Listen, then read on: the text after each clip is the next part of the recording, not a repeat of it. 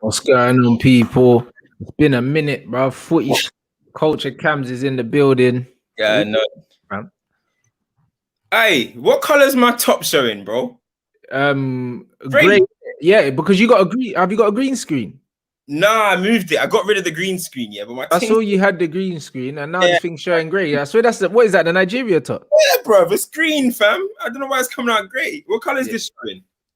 It's showing up grey, blood. I'm telling you, bruv. I don't know. It's your camera settings or something. Because I saw you had the green screen before, so I don't know. I'm trying to set that up, but I'll get that going another time. Because, bruv, when I wear my Sporting Lisbon top in the green screen, blood, man, see through, blood.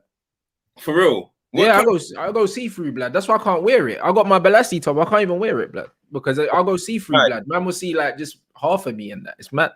Bro, this is what I'm saying. Hold on, give me a sec. I'm changing top, fam. People are gonna be thinking I'm wearing some Poundland thing, bro. We're gonna think that man's wearing the flipping, wearing the mad thing, wearing the Wembley Market thing, bro. I big up everyone inside. Smash that like button as well, blood. I think man's like 5. I think how much am I away? Like I'm nearly on 57.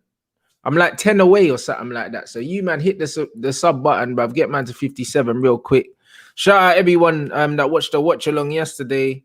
Got Dortmund Seville today. And yeah, bruv. You man wanted your reaction videos. They're coming as well, blood. I got it patterned still. So I'm gonna film one today still, probably after this.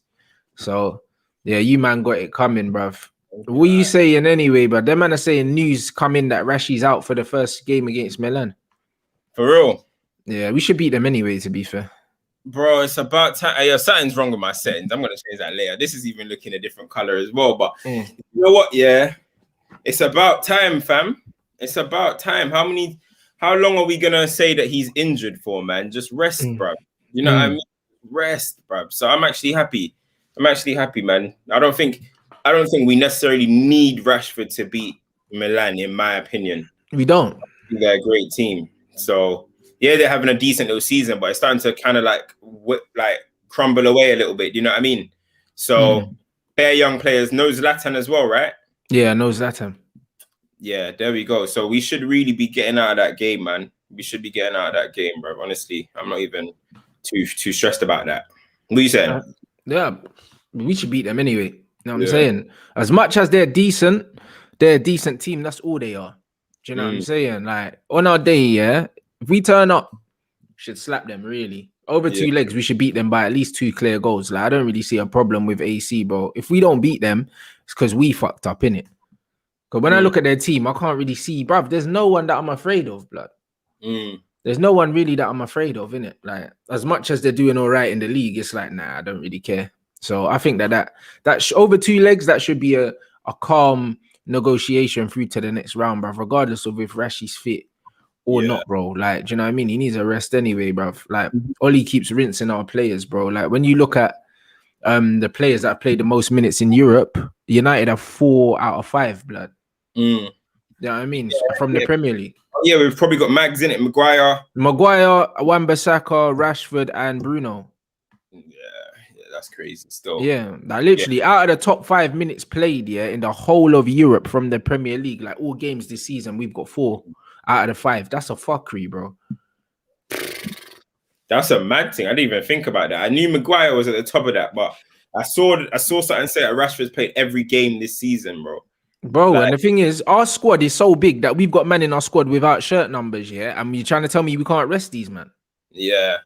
No, I definitely need to be doing that, man. And that way as well, like you can share responsibility as well. We talk about, Rashford putting down the numbers and other people need to get in. You're not going to be able to find out if they can even handle it if you're going to be playing, man, every single minute of every single game, bro. Like, so nah, that's that. Let's see what happens, man. He needs that rest, bro. He might even need to rest off the next game as well in the league.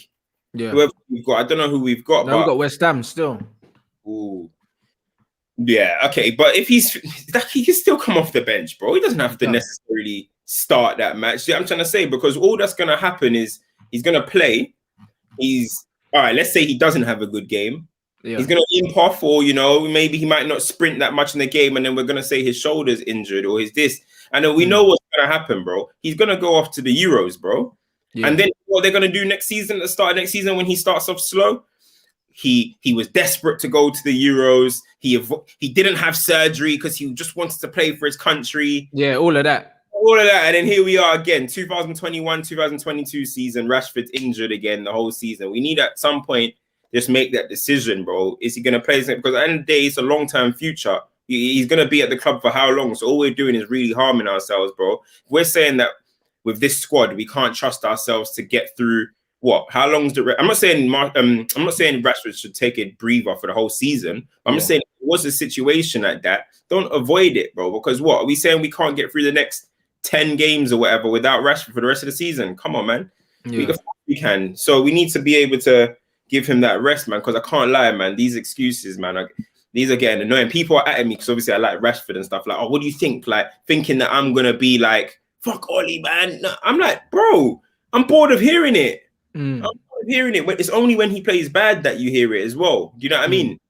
I don't hear it when he's scoring in that. So it's just like, bro. That's the same thing with the injury thing. That's why I'm laughing, bro. Because bare man are like, oh yeah, Rashford's been playing with an injury. Blood. When he nutmegged that youth the other day, yeah, and scored near post, no one weren't saying, oh, you know what, he looks like he's carrying a knock and that. All of bro, this is long, innit, bro? Like, the thing is, yeah, man, the bare excuses get made for man, blood. When man's not playing well, he looks tired or he looks injured. You know what I mean? And that's what it is, bro. It's the same with Bruno as well. When he plays shit, they're like, oh, he looks tired. He looks tired. He looks tired. You, man. But no one else ain't tired, bruv. Like, everyone's playing. Everyone's playing, bruv. So how come only certain men are tired or injured when they're playing shit, bruv? Sometimes man's form's just not good in it. That's football. Yeah, that's just the way it is, bro. That's just the way it is. And that's what I'm saying. I want to rid of them excuses, man. Like, I can't be bothered to hear of these excuses of this and that, because let's be real. If Maguire goes and drops a stinker, I've never, ever heard anyone question if he's tired or not, bro. Yeah. And he plays more minutes than everyone else. In the world, in the whole world, bro. I didn't. Everyone was be like, Maguire's shit, he's this, he's that. But you don't hear about, oh, Maguire might be injured or he needs a rest or whatever. So really and truly, it's just about, staying consistent with that, man, and just being like, boom, somebody's out of form, they're out of form. Can't keep using it as an excuse. That's why I want him to get fresh, bro. Get fresh, then we won't have these excuses no more, man. You know what I mean? Yeah, facts. 100% facts. I don't know where these sources are coming from, but man's saying that Henderson's got a good chance of being the starting keeper next season. I don't think so, because I don't think Ollie's got the bottle, to freeze the hair out, bro. One, he's on too much money, and two, even he's still a big personality in the dressing room, blood. You don't just freeze out the number one goalkeeper, bro. I think he's the last survivor from the Sir Alex Ferguson era, blood. Him and Phil Jones, like. You don't just freeze man out and just say, right, you can't play. You have to sell him. You have to sell him because he's good enough to play number one somewhere, innit? So unless someone comes in for a bid from David De Gea, I don't see man on the bench. Like I can't see it. As much as I'm not against it, don't see it happening, bro. 375k is a lot of money for somebody to be sitting on the bench, like consistently, because it's not even like he sits on the bench and then he's gonna be coming on mid-game. Like, as a goalkeeper, if you're not number one, you're dusted basically for a long time. So for me personally, I would like that, man. I kind of see it as a Jose. Remember when Jose went to Chelsea? He had this decision between Courtois and Cech, and he was just like, hey, I gotta protect the future of this club, so I gotta get rid of Cech. Yeah, I'm trying to say, I know Cech is a bit of a different situation because De Gea is still younger and on that dumb bread. But fam, like, I don't know if Dean Hendo is the full-time answer going forward. He's going to have to learn into that role. He's still very young. We remember what De Gea was like when he came here. But as I said, we got to protect the future of this club, man. De Gea has been shit for a while now, bro. So I'm fully behind the idea of De Gea, well, being on the bench, but he probably won't go on the bench. If we might have to sell him, I don't know. But let's see, man. First season, maybe next season, he might sit on the bench. And let's see how he reacts to it, bro. Because he's had it plain sailing. De Gea hasn't had a competition, basically, for 10 years, nearly going on 10 years, 8-9 years. None. The only time he's been benched is when Real Madrid have turned his head and he's been fucking around, blood. He's been dropped. Jose dropped him and Van Gaal dropped him. Other than that, he's played. The only time he hasn't played is when it's been negotiations and stuff like that. Because, bro, he's been making mistakes and still playing, bro. There's been bad times when man should have been dropped. Mm-hmm. Know what I'm saying? Saying get rid of De Gea, bro. Yeah. We're here and he's still doing all this madness. And it's crazy where I know that against Man City, it's like the commentators wanted to give flipping Dean Hendo man of the match just for catching a ball. That's the standard we've got to now. Just for hearing him shout Dino's ball without the fans, you can hear it in it. Him in its area catching, and obviously it was a good little bit of distribution to Luke Shaw for the goal. But these are basics, bro. That's what Edison does in his sleep. I know Alisson is moving mad right now, but that's Alisson's bread and butter as well. Do you know what I mean? Even Kasper Schmeichel and these men do that every week. Kasper's been doing that. Yeah. And we're out here like shouting out, we're really loving the fact that he's just doing the basics. You know what I mean? So De Gea, I don't know, man. Like, I don't think it's. I'm happy to see De Gea go, bro. I'm 100%. I think he just does too much at this point, bro. It's like when you're not playing well and you're not confident, just go back to basics. But the problem with De Gea is his basics, his basic fundamentals are weird, bro. Like he makes saves with his feet, with the wrong hand and that, and it looks cool, when it comes off. But then when man gets packed, man are looking at him real funny, blood. And it's one of them ones where man, I think his shot stop percentage was like 60%, one of the lowest, like in the top half of the table. And that's like, bruv, man are saying that literally every other shot pretty much was going past, man. Like that's not looking good for a top goalkeeper at Manchester United. And we've seen it with a lot of football clubs, You do not need a world-class goalkeeper to win things. You just need a keeper that does the basics, bro. Yeah, that's all you need. That's all you need. Kasper ain't no fucking world beater, bruv, but man can win you a Premier League. Because he catches the ball, blood. You know what I mean? It's that simple, bruv. Even coming for crosses. Like, how many times have you seen De Gea come for crosses at corners, win it? Do you know what I'm saying, bro? Like, Schmeichel used to do it all the time. Van der Sar, ball comes in the box. When your keeper comes out and wins the ball, bruv, and then quick counter-attack, throws it out, boom. Start the counter, bro. Like, that breeds confidence in your defense. When you got a goalkeeper that's coming, like, what team was it the other day? And man was saying, he pushed him and that. Yeah, Sheffield United, bruv. But fuck off, man. You're a goalkeeper. You can use your hands. If man's pushing you, push him back. Exactly. But we're going on like Billy Sharp was Chris Woods. Like, Billy Sharp, bro. Yeah, I mean, he's not a big frame like that could be pushing you around. De Gea has been doing this for a long time. The one thing about De Gea, I know we can probably say 17-18, is probably the best goalkeeper season we've seen. You know what I mean? In terms of he was a madness. Fair enough, But can we really say that De Gea has improved anything in his time here? In terms of, we've always known he's a great shot stopper. And at one point it reached a world-class level. You can accept that. But the fundamentals that what we're talking about, when he came into the country, he was never able to catch. Still isn't really able to catch. He still can't. Bruv, he was getting bullied when he first came in, bruv. Exactly. Man were putting man on him at corners and they're still doing that now. This is what I mean. And he's a big man now. And he's still getting beaten on his near post, bro. He's still average. Distribution is still poor. It's like, hold on.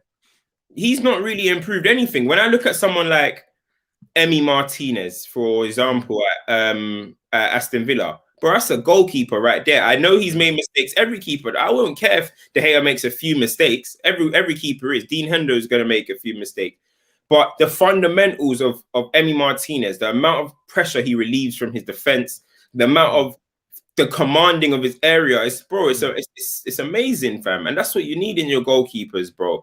All this just, he's an amazing shot stopper and he could do this, as you said, with his feet, and he can the guy will probably do a scorpion kick one day, bro, to save yeah, bro. But that's the thing. He does all these camera saves, but bro, like, it don't mean nothing. It don't mean nothing, bro, if you're getting slapped by like dumb things, bro. Like when I see which game was it, blood? Was it the Leipzig game where my man bottled it? It was like a 50-50 and he could have come out to save it, blood. And he just bottled it, fam, bruv. Like, goalkeepers normally are reckless. They come out and they take everyone with them. De Gea, hesitation, bruv. Do you know what I mean? And I see it all the time, bro. He's a coward, bro. Do you know what I mean? Normally, the goalkeeper's meant to be the most aggressive and the most verbal player on the pitch, blood. When you play with a proper keeper, bruv, you can fucking hear him. I'm a striker and I can hear the keeper fucking shouting. all the time. Keepers are normally madmen, bro. Like you Yeah. see it all the time. De Gea just there banging his studs on the post and that when man are playing and that, bro. He's just not interested, bro. Like, and you see, even with what you're saying, like that's another one of his issues is sweeper keeping, bro. We're in 2021. If you can't sweeper keep, your limitation a little bit, because every team now want to play a little bit higher. Not every team want to do the low block thing. Everyone wants to be a little bit more expansive. If you saw, I don't know, the 0-0 that we played against Liverpool at Anfield before we went and beat them in the FA Cup, I think it was. I can't remember. We drew with them at Anfield, right? Was it 0-0 or was it OT? Yeah, 0-0 at Anfield, bro. When we played Pogba on the right. Yes. Okay, so in that match, right? If this is before Alisson went poor, do you know how many times we put the ball over the top and Alisson swept that, bro? That fly kick, header, whatever. I was like, this guy is annoying, fam. He's annoying because I'm thinking, oh, Rashford's through. Here comes Alisson. De Gea will be flipping, standing there, getting ready to come on, have a shot. De Gea's letting him, bruv. De Gea don't like leaving his box, bro. Like he don't. And the thing is, even Manuel Neuer's probably about 1.5 stone heavier than De Gea, bro. And he's off his line sweeping, bro. And De Gea's just cheesing on his line. And it don't make sense, bro, because it's like, what are them man doing with the goalkeeper coach? If United are trying to play out the back, which they have been doing, or why is he not practicing sweeping, blood? Why is he not more comfortable on the ball? When you pass De Gea the ball, again, Sheffield United passed the ball. Harry Maguire passed it to De Gea. Between the two of them man done a fuckery and we conceded, bro. Do you know what I mean? And it's things like that. It's like, bro, like you're a professional footballer. You train every single day, blood. Man, shot per save percentage is 67.5, bro. Before the last few 0-0s, clean sheets, he had the worst save percentage in the league, bro. That's nuts to me. That's crazy. That's nuts to me. Kepa stuff, innit? That's Kepa stuff. That's what all the stats we were bringing up about Kepa last season and all having a laugh and stuff. But because we've got De Gea's had a few world-class seasons, it comes to a point where it's like we've made it out like he's got so much credit in the bank. I'm sorry, man. We can't be having that mentality, bro. Do you know what I mean? Okay, 1 season. Okay, 2 seasons is even a stretch. 3. Come on, man. You're just taking the piss now. Do you know what I mean? And the fact that you basically held the club ransom, you're the highest paid player other than Aubameyang in the Premier League. Like, come on, man. This isn't, you can't be getting leeway as if you're a 23-year-old up-and-coming player or something, you know? Yeah. I mean, you're a big man. You're a big man, bro. Captain of the football club. But the fact that he's not captain even shows that he's got no leadership bone in his body. You just said to me that he's the longest since Alex Ferguson with Phil Jones. I bet you right now, yes, as bizarre as it is, if Phil Jones was fully fit, could play every week, there'll be a possibility he might have been captain of Man United, bro. Yeah, before De Gea. Bro, and it's like De Gea's not even in the questioning, bro. He gives it to Bruno, he gives it to Rashford, he gives it to Pogba, he's giving it to obviously Maguire, bro. I'm not gonna be surprised if next thing we see is Luke Shaw running around with the armband, bro. Bruv, he seems like the next. He seems like the next guy that they're gonna try to give the armband to because he you know what I mean, he fits the profile, you know them one. And it's one of them ones where it could happen, bruv. Because when I look at David De Gea, bro, quality goalkeeper, but bruv, Man United been selling good players for years. People are like, oh yeah, he's a good goalkeeper. So what, bro? Do you know what I'm saying? Like Cristiano was quality, we sold him. Beckham was quality, we sold him. Van Nistelrooy quality, we sold him. We sold Yap Stam. Why can't we sell David De Gea, bruv? Like man sell good players all the time. Why am I going on like say you sell one man, yes, the end of the world, blood. A man will never recover, bro. Well, we never won Premier League titles after we sold Ronaldo.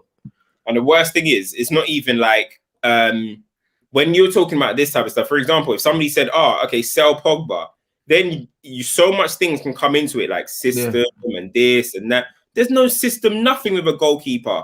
That's it. If a goalkeeper's messing around for 3 years, sell him. I'm sorry.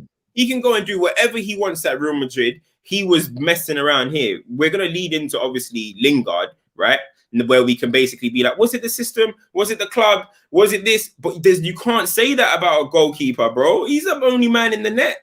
Yeah, I mean, if he's fluffing around, he's fluffing around. So I have no issue with De Gea going, man. Thank you for the memories. Thank you for 17-18 and that second place finish. But it's time to take a hike, mate. You know what I mean? Time to take a hike. Serious. That's what I mean. I said I didn't expect you to turn on De Gea. Bruv, you can go back. I said when De Gea wanted the 300,000, I said sell him. I said no goalkeeper should be on that money. I said it straight. Blood. Do you know what I'm saying? Like, you shouldn't. No goalkeeper should be on that money, bruv. Especially not a Man United goalkeeper. Man United goalkeepers ain't meant to be working that hard to be on 300 grand, 350. You know, like that, bro. Man United ain't meant to have like the best keeper in the world. You shouldn't need it. You know, like that. We should be bullying teams, blood. We shouldn't have the best goalie in the world, blood. We shouldn't need it. We should easily be able to chill with a Casper in goal, blood. Casper Schmeichel, blood, and win most games, blood. And eventually, like, really, calling them, you end up calling any keeper who plays for the best team the best in the world. You end up doing that anyway. I've seen Edison make bare mistakes, but 9 times out of 10, he's stopping prevention better than cure. You know what I mean? But I've seen him make bare mistakes, and already now we're calling him one of the best goalkeepers in the world, because it's not like the goalkeeper pool is mad lengthy and there's like unbelievable goalkeepers all around. But as long as you've got someone that can do, if you've got 5 fundamentals of a goalkeeper and you can do 4 of them, then you're a great goalkeeper in this day and age, bro. Do you know what I mean? Like, we're not gonna just shot stopping. Only thing I actually see from De Gea is shot stopping, nothing else. And that's not it, man. That's not, bro. Shot stopping is a very small part, of playing football and goalkeeping, blood.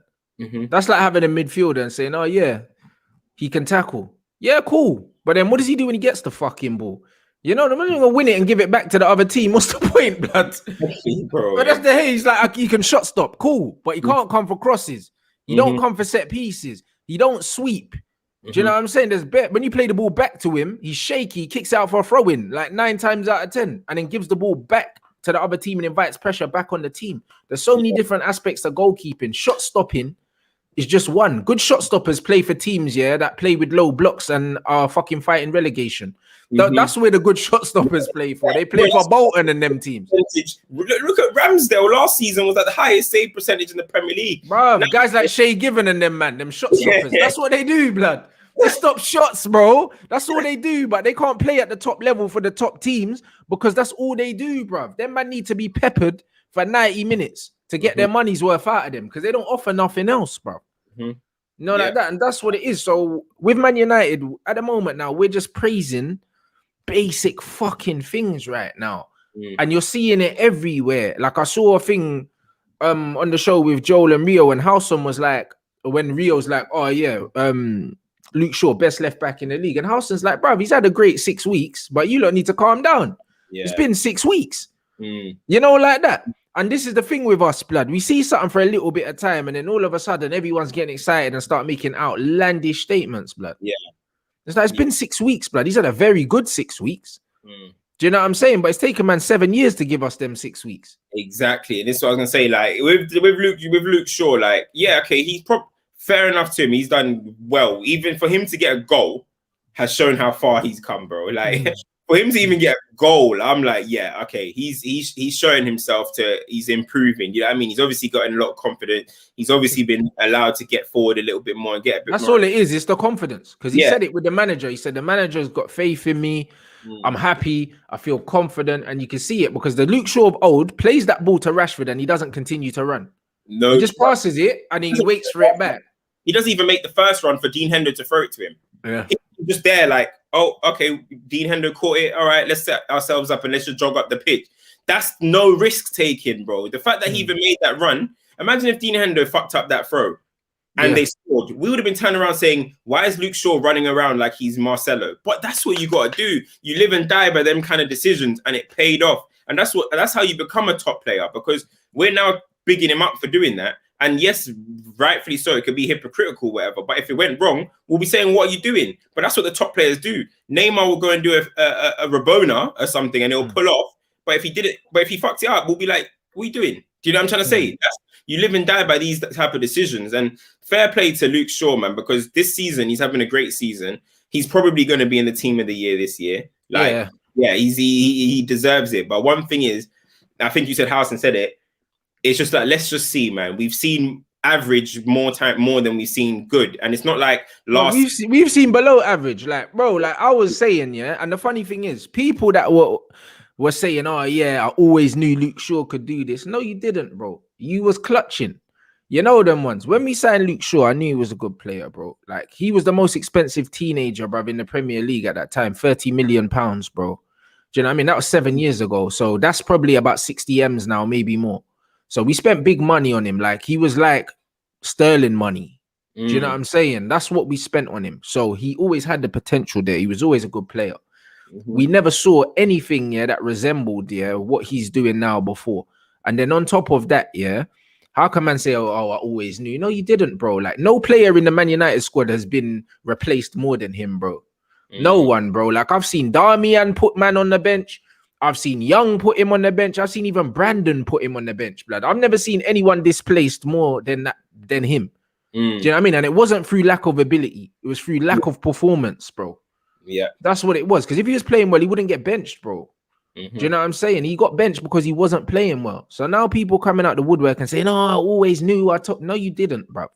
You just wanted him to do well because you liked him, bro. Do you know what I mean? When I was criticizing man because he weren't playing well, it's because he weren't playing well. As soon as he started playing well, man will give him his flowers, bro. Still think left of a three at left centre back is the best I've ever seen him play. But now he's starting to get forward. He's confident.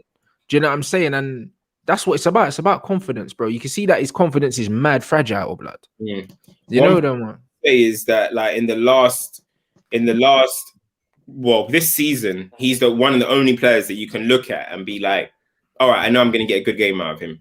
You know what I mean? And that's, he's been our most consistent player, one of our most consistent players for the last 8 weeks for sure. Before Pogba got injured, Pogba was our best player for 2 months straight. Comfy. And then Luke Shaw has just stepped up and he's running with the baton, bro. And he's playing very well, bro. Every game, you're getting a 7, 8 out of 10 from Luke Shaw every match. That's what we need, bro. Because that's what we should expect, bro. Because when you look at the other left backs in the Premier League, you've got Tierney, he's a very good player. You got very Luke, good. You got Reguilon, amazing. Yep. You got Robertson, obviously, okay, he's having a bad down season, but Robertson, he's been we can basically say world class for 3 years. Yeah. So you got Robertson, so that's another one. You got who else? You know, the jury's out for Ben Chilwell. People got the jury out for him. I think Ben Chilwell is good. But people think, but even Cresswell, bro, like he's a decent left back. Yeah, bro. There's these are the type James Justin. These are the type of things that we should be expecting from our fullback. Because as I keep saying, a fullback is now arguably the most important position on the pitch, bro. Now they're creators now. Exactly. So we should be expecting this from our fullbacks, bro. This is Man United, bro. We should be having one of the best 5 left backs in the Premier League. You know what I mean? Easily. So now that we are that he is doing this, I'm glad, because I'm looking at every other team. I'm like, bro, their left backs are creators, wide options, passers, bro. We need that for us. Do you know what I'm trying to say? And yeah, fair enough, Luke Shaw's doing it, and I'm glad that he is. Now, hopefully, on the other side of the pitch, we can get that. As soon as, look how much, like, I'm not saying that Man United create chances, because we don't really, but the fact that Luke Shaw is out there doing his thing like that is a good option to have. Now, imagine if we had that on the other side of the pitch as well, where 2 fullbacks being able to do what Luke Shaw's doing this season. We're not saying we'll be a completely different team, but it'll help us massively, bro. Massively. And this is what I say. This is why I say United are in the Stone Ages, because we got fullbacks that, well, now Luke Shaw's doing it, but we had fullbacks that don't even want to attack. We have fullbacks. I mean, come on, man. This is 2021. If your fullbacks can't attack, you're done out here, bro. I'm sorry, bruv. That's what I mean. So, bruv, everyone just got to keep the same consistency and keep a level head in it. That's what man does. Like when Luke Shaw's playing very, very well now. Do you know what I mean? To turn around and say he's the best left back in the league, blood, bro. Digne is better and has been better for the jury, not just this season but last season. Same with Robertson. Kieran Tierney for the length of the season, game by game, has had a better season in terms of the level that he's played at consistently. Do you know what I'm saying? We're getting gassed that Luke Shaw scored a goal the other day, and it's great, blood. Tierney scored in the Europa League the other day. So what? Like, do you know what I'm saying? It's like that's what you should be expecting from top left backs, bro. Like, how does man turn into the best left back in the league after 8 weeks, bro? Even if it was just one season. Even if it was one season. You know what I'm trying to say? These guys have done it for years, and on ability, I look at him at the same. On ability, I think Tierney's got a little bit more. Of everything in it. Yeah, he's got a little bit about. He's just got that like whereas Luke Shaw might kind of like try to dance his way through, Tierney's gonna powerhouse his way through there. Yeah, I mean, he's that you know. So only one that I could really say, because the other ones have seasons in them. Tierney, okay, he hasn't really got seasons in him in this league. So you can only really look at him like ability-wise. Yeah, I mean, same with Reguilon as well. Ability-wise, Reguilon's better than both of them. Yeah, no, but Reguilon, he's the reason why I say Tierney, you kind of don't really know, is because obviously he was in Scotland. So you know people come with this. Whereas Reguilon, you could see last season, he's a top player, bro. He's a top player. So for me, he's better than Shaw. That's just me in it. But hopefully Shaw continues this, because if he does this next season, then he'll start for England. These men are forgetting he hasn't been making England squads, but man are saying it's an agenda. Not even in the squad. Since when have Man United had players that aren't even in the squad for England, blood? Yeah. In the squad, bro. Man's not talking about starting, not in the squad, bro. Man are staying at home, blood. Usually, when Man United play, Fergie ain't got no one in the training, bro. Everyone's internationals. United used to have a squad full of internationals. Both of our fullbacks are not England internationals. There you go. Like Wan-Bissaka's going to play for Congo or something. Bro, we paid 50 billion because of English tax, and he's gonna go and play for Congo, bro. but this is what I'm saying. You know what I mean? Man paid the English tax, bro, for the Congolese baller. We should have waited. Bro. You know, like that. And this is what it was. So it's a mad thing, bro. It's a mad thing, really, bro, when man really look at it. And this is the problem, yeah, with it's mad reactionary. It's mad reactionary, this football thing, bro, with all these guys, bro. Literally, you can have a couple good months, all of a sudden, you're the bee's knees, bro. That's just how it is. Like, you don't have to do it for a season now. You don't have to do it for 1 or 2 seasons or 3 seasons. Do you know what I'm saying? And it's just the same with Martial, not scoring goals this season. Top scored us last season. He went from being our top scorer, yeah, to being shit overnight. You see with Wan-Bissaka, just quickly, yeah. You think about it, with everything we're saying right now, as in like you got to wait to even give Luke Shaw his props. You got to wait for this and that. United signed Wan-Bissaka off 1 full professional season, bro. 1 for 50 million, bro. And now we're basically trying to teach him the role of right back. You know how that is, bro. We paid 50 million for the English tax after his first season, and now we're trying to basically mold him into how to be in the right back. Maybe he would have learned that if he was to be able to do 2 extra seasons at Crystal Palace. Yeah. And we're trying to teach him at arguably the world's biggest club, how to play fullback, like modern fullback. That's craziness, man. We're so bad in the market. It's unbelievable, bro. But that's what I'm saying. A man is saying, oh yeah, Wan-Bissaka's young. He needs to improve on it. That's cool. Back in the day, he would have been our second choice right back. And he could have just learned and he could have been covered. But man's our main guy, bruv. He's our main right back, bro. Like, it's not really good enough. Like, in the modern game, yeah, like, your fullbacks are literally auxiliary attackers, bro. Because a lot of teams play with inverted wingers now, bruv. You need your fullbacks to be productive. This guy's not productive, bro. He makes the runs, but when he gets there, bro, it's a lottery every time. And it's not even only about the runs. I look at the pass quality, even during the match. The pass quality, where they're passing it to. Are you passing it to the guy's back foot? Are you passing it to his... Like, little things like this. Can you pass it back to you and you're not a trigger for a press? Can you... All of these little things matter, man. People only think when you say attacking fullback, maybe because of the term attacking, but people only think when you say that, you're just talking about man's going to get 20 assists like Trent Alexander-Arnold. Nah, bro. I'm talking about technical efficiency, bro. Do you know what I'm trying to say? And when it's over on that side, it's not enough. And it's one of them ones where it's like 90% of the time, we're going to need the offensive side of him than his defensive side. I've said it many, many, many times, yeah. Defensively, 1v1, best in the world, bro.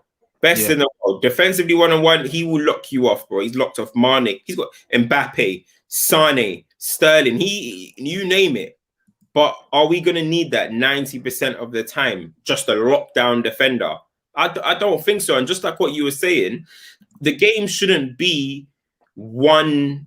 You can do one thing and that's it. That's not how it is. And this is why people... I was going back and forth. Obviously, you're not on Twitter right now, but we're going back and forth with everyone that wants like Ndidi at the club. And I'm fine with Ndidi as a player. He's a good player, what he's doing. But I just think Yes, you're one of the best tacklers. You're probably the best tackling defensive ball winning midfielder in the league. Yeah, in the league. his numbers are insane. We need more than that. This is Man United, bro. You know what I mean? This is Man United. And people aren't understanding what I'm saying. They're just bringing me all these stats and bringing me all these, this is how long he's had the possession of the ball. And I don't care about all of that, bro. You got to watch the game. And he's a great tackler. But do I think he can just come into Man United for what Man United need? The low blocks that we try and penetrate, everything with the way we set up. No. Now, if we got a whole different team, if we got flying fullbacks, if we had technically efficient guys all over the pitch, then cool. Fair enough, bro. Then I can have Ndidi there just as a breaker, give it to the guys and whatever. But no, we're not like that, bro. We're not like that. We can barely string 3 passes together now, and you want me to bring in Ndidi? Yeah. Come on, man. Like, I don't see what's wrong with people, bro. But this is it. We need a 6 who's good on the ball, blood. Like, the best football Man United played was when Michael Carrick was playing in the 6, blood. Man needs someone that can pass in the 6. And stop this like workhorse thing, break up the play and all that. Cool. That's cool if you're Fulham and that. But we're Manchester United. Everyone in this team should be efficient on the ball, blood. Everyone. Goalkeeper, left back, right back. Do you know what I mean? You shouldn't be able to play for the club if you ain't got feet, blood. And I'm seeing too many men that are liabilities. And that's why when you press United, bro, bro, it's horrible. It's bad. It's horrible. Like, bruv, like man even saw, yeah. What game was it? Was it the City? Was it the City game? Yeah, the City game first half, bro. Like, we never had a midfielder over 75% pass completion, blood. All 3 of our midfielders just giving the ball away, blood. 50% Fred, 73% McTominay. I think it was like 74%. No, 76 74% Bruno. I was like, this is horrifying. That's horrifying, bro. You're 3 midfielders. This is why these smaller teams at Sheffield and stuff pick up points, bro. Because this is why, bro. This is exactly why. Because we don't suffocate teams. We don't keep the ball long enough for teams to be sweating against Man United. We're just giving the ball back. Do you know what I mean? It's ridiculous, bro. It's ridiculous. And no disrespect to our players, like, but for example, Ndidi, yeah, like this is what that chat just says right there. Ndidi can sit in there with Ricardo, absolutely technically very good on the ball. James Justin, very good on the ball. Castagne, whatever his name is, very good on the ball. Yeah. Even Fofana, very comfortable on the ball. Tielemans and Madders, very efficient. Yeah. I'm going to say Tielemans has more tech than Pogba or any of that. But you know, when you pass it to their feet, it stays there. It sticks, yeah. It stays there. Indeed, he can give it to these guys. If Van der Beek and a couple other ballers and that Grealish or something was in around there, bring in Ndidi, bro. But with him getting the ball, having to pass it to Wan-Bissaka passing it back to him, and then he gives it to Maguire, who takes 20 years on the ball, and then he gives it to Bruno, and the ball is bouncing everywhere, or he passes it to McTominay, and then he gives it to Rashford, and Rashford's touch ain't tight, or Dan James. Bro, please, man, we might as well just keep Matic in that case, man. Yeah, I mean, we need that. Not for me, man. Not for me. He's a very good at his level. That's it for me. Would any of the top clubs in the world sign Ndidi? Like, I'm talking about a Real Madrid or Barcelona's. He's way technically too inefficient, in my opinion. In my opinion, anyway. But that's what I mean. It just depends on the kind of football you want to play, bro. But we're Manchester United, bro. Like, we shouldn't be having all these meaty ballers, bro. Do you know what I mean? I'm tired of all this passion, pace, and power and work rate here that the manager's talking about, bro. We need good footballers. Facts. Like, we need good footballers, bro. But there's too many men that technically aren't at the standard to play out at Manchester United Football Club. They're not good enough, bro. Like, and that's just how it is from a technical level. Like, they should at least be at very, very, very minimum. They should be technically efficient, bro. But even the man that you're naming at Leicester, bro, they're better on the ball than our defenders. Yeah. 100%, like 100%, bro. Like, they're all better technically. Like, you can pass them and be more confident with them keeping the ball and the ball sticking at their feet, bro. Yeah, and it's just crazy. Like, bro, this whole like, oh, we're gonna be full throttle, like gung ho, blah blah blah. It was all good when it was Alex Ferguson, and we have we have two unbelievably pacey 1v1 wingers. Let's get that right. Giggs in his prime will take you on in his sleep. Ronaldo in his prime, Nani in his prime will take you on in his sleep. And then you got 2 forwards making dynamic movements and stuff. It's bamboos. It's And, bamboos. and you got Paul Scholes, bro, who they used to call Satnav blood. You know them ones that could hit anyone. Exactly. It's and don't forget, we still had Evra overlapping. We still had Gary Neville overlapping. There's no way in this team that Ollie can give us all the chat he wants about we're going to be a fast, full throttle team. There's no way United can be that team with the players that we have and the setup that we have. It's impossible. 90% of the games that we play are going to be passing it around slowly, trying and unlocking the door. It's just the way it is. So why do we not get players to suit that? The only way we can get these, we can finally see this pace, power, and whatever is on the counter attack. But 90% of the games you play, you're not going to be playing on the counter attack. So how does that make sense? How? But this is it, bro. We play relegation football, blood. Like he sets up like he's managing a team fighting for their lives, blood. That's how he sets up. The fact that he pays so much attention to who we're playing tells you everything you need to know, bruv. Do you think Sir Alex Ferguson was studying fucking Bolton and them lot before we played them? Are you mad? He said, you man go out there and slap these lot, bruv. Like, what is this? That's how we're meant to deal with teams, bro. That man saying, oh yeah, like it's difficult to come to Burnley and bruv, are you mad? Ferguson would have said, yo, man, them just run these man over quick, innit, and then just come so we can leave, blood. That's just the mentality that man should be having. When City are going there and putting 5 past them, that's what we're meant to be doing to them. But we're not doing that. We don't even have the mentality to do that. The fact that we even respect these teams that we're playing tells you everything you need to know about the mentality in the club. It's not right, bro. Do you know what I'm saying? And that comes from the top all the way down. We got this inferiority thing where we're setting up and matching teams' formations and we're gonna start James for the press and all of that, bro. This is nonsense, isn't it? So until that changes, very little is gonna change. You can't win anything playing this kind of football, blood. This isn't winning football, blood. It's not winning football. And you just look at exactly like what you're saying. The top teams do what they do, bro. The top team do what they do. They know what they're good at and they stick to it. And whatever it is, you make yourself world class at what that is. Do you know what I mean? Simple as. Let's talk about, even if we're talking about like Jose's Chelsea, we always knew they're going to be rigid and whatever. He doesn't care who he's playing against. If they're world class at that, he will do that against the Bolton. He would do that. He does. That is what they're world class at, and that is how they know how to win games. So he's going to stick to that. Pep Guardiola, he's going to stick to what he knows. He's going to do this.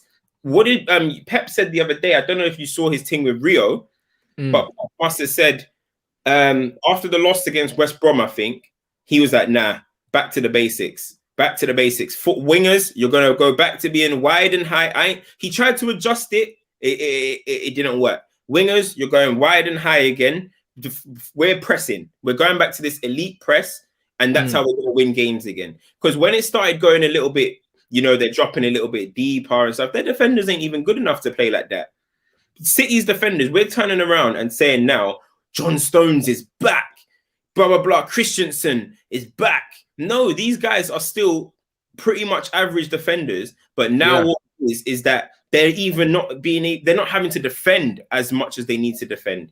Do you know what I'm saying? They're not having to. When they are having to defend, it's in maybe in 1v1 situations now, and they're getting away with it. They're confident enough to go and step out and win those balls. But 90% of the time, they're just waiting they're looking and thinking, where am I going to make my next pass? They're not thinking about defending. They're not. They're not. And in Pep Guardiola basically highlighted that, bro. Went back to the basics of high press, high energy, forwards, mad high, and that's how we're going to win games. And now people are telling me both of Manchester City's centre-backs are going to be in the team of the year. Bro. But this is what happens, bro. When a team's playing well, like you said, if you're playing for one of the best teams in the world, automatically, man, are saying you're the best goalie in the world. That's just how it is, innit? That's football, blood. Like, John Stones, ain't a great footballer. He never was. He's decent on the ball. That's it. But he's never been a great defender. He's never been that. He looks good because City were doing their thing collectively, bro. So he was just collecting clean sheets. That's all man was doing. Do you know what I mean? But if you ISO, man, you get moved to, blood. And that's just what it is, bro. Like, and that's the thing with City. When you isolate them, you saw it, bruv. Martial put them man in a neutral bullet, blood. Fucking Rodri and a few other man, bruv. He was just running at them. And they'd never seen anything like it all season. Because normally their press was just breaking up the play in the midfield. Martial was just picking up the ball and just running through them. Facts. And they couldn't do anything about it, blood. Nothing. They couldn't like that. They're not great defenders. From time, you know when you know what, yeah, you know when I was like, yeah, the game is going mad, yeah, it's when I'm now seeing like people talking about Christensen, like, yeah, Christensen is it. Listen, I don't care how dead. Look, Maguire's a madman, but I'm sorry, I'm not buying that Christensen is now better than Maguire. I'm just not. I'm not saying Maguire is great, but you don't just overnight he's now just better than him because a manager comes in, what's the word? Limits his weaknesses, yeah, highlights his strengths, and all of a sudden people are like Christensen, yeah, like he's it. He's doing a John Stones revival, bro. But Christensen, yeah, is just another Lindelof, good on the ball. Do you know what I mean? But you can rattle him. You know them, and that's it. And also, he's playing in a free. So he's being protected, bro. Like, I watched Chelsea yesterday. I mean, you say United don't smother teams, bro. That's what Chelsea did. Suffocated them. Literally, bro. Literally. They just suffocated them with the ball, blood. And that is why possession is so important. All these men that don't understand football say, oh, yeah, it's boring. It's not boring, blood. It's boring for the team that don't have the ball because they're just running. As a neutral, when you're watching it, it's like a little. It's like LVG in it. It's a little bit like yeah, but I enjoy watching that because now I'm like, cool, we've got the ball now, so I'm like, who's gonna make the difference now? The onus is now on the attackers to do something.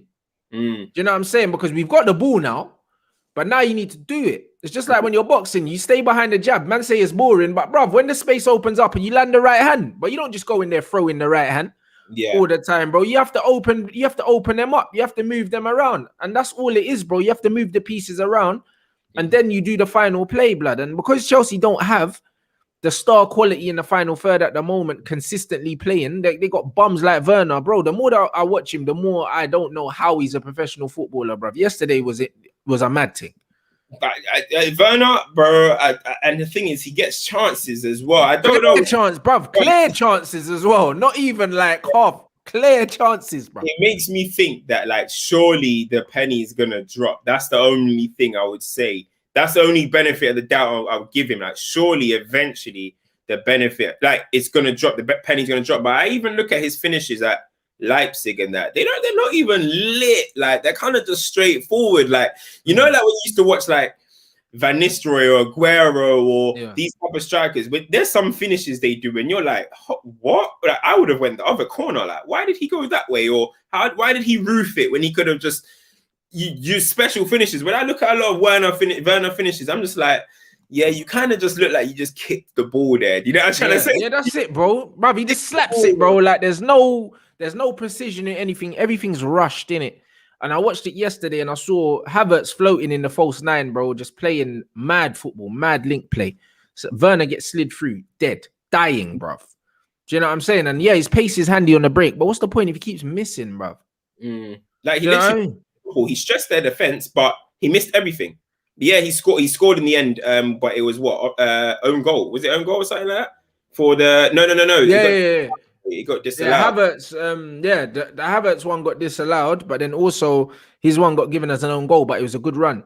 Do you know what I'm saying? And it's just one of them ones. When I look at Werner, bro, I just think, bruv, man are actually paying him like Great British pounds, blood. Like, how? Like, man's getting paid big money to do that, bro, to just run in straight lines and miss, bro. Like, I don't understand it. But you see the thing with Chelsea, they have the ball so much, yeah.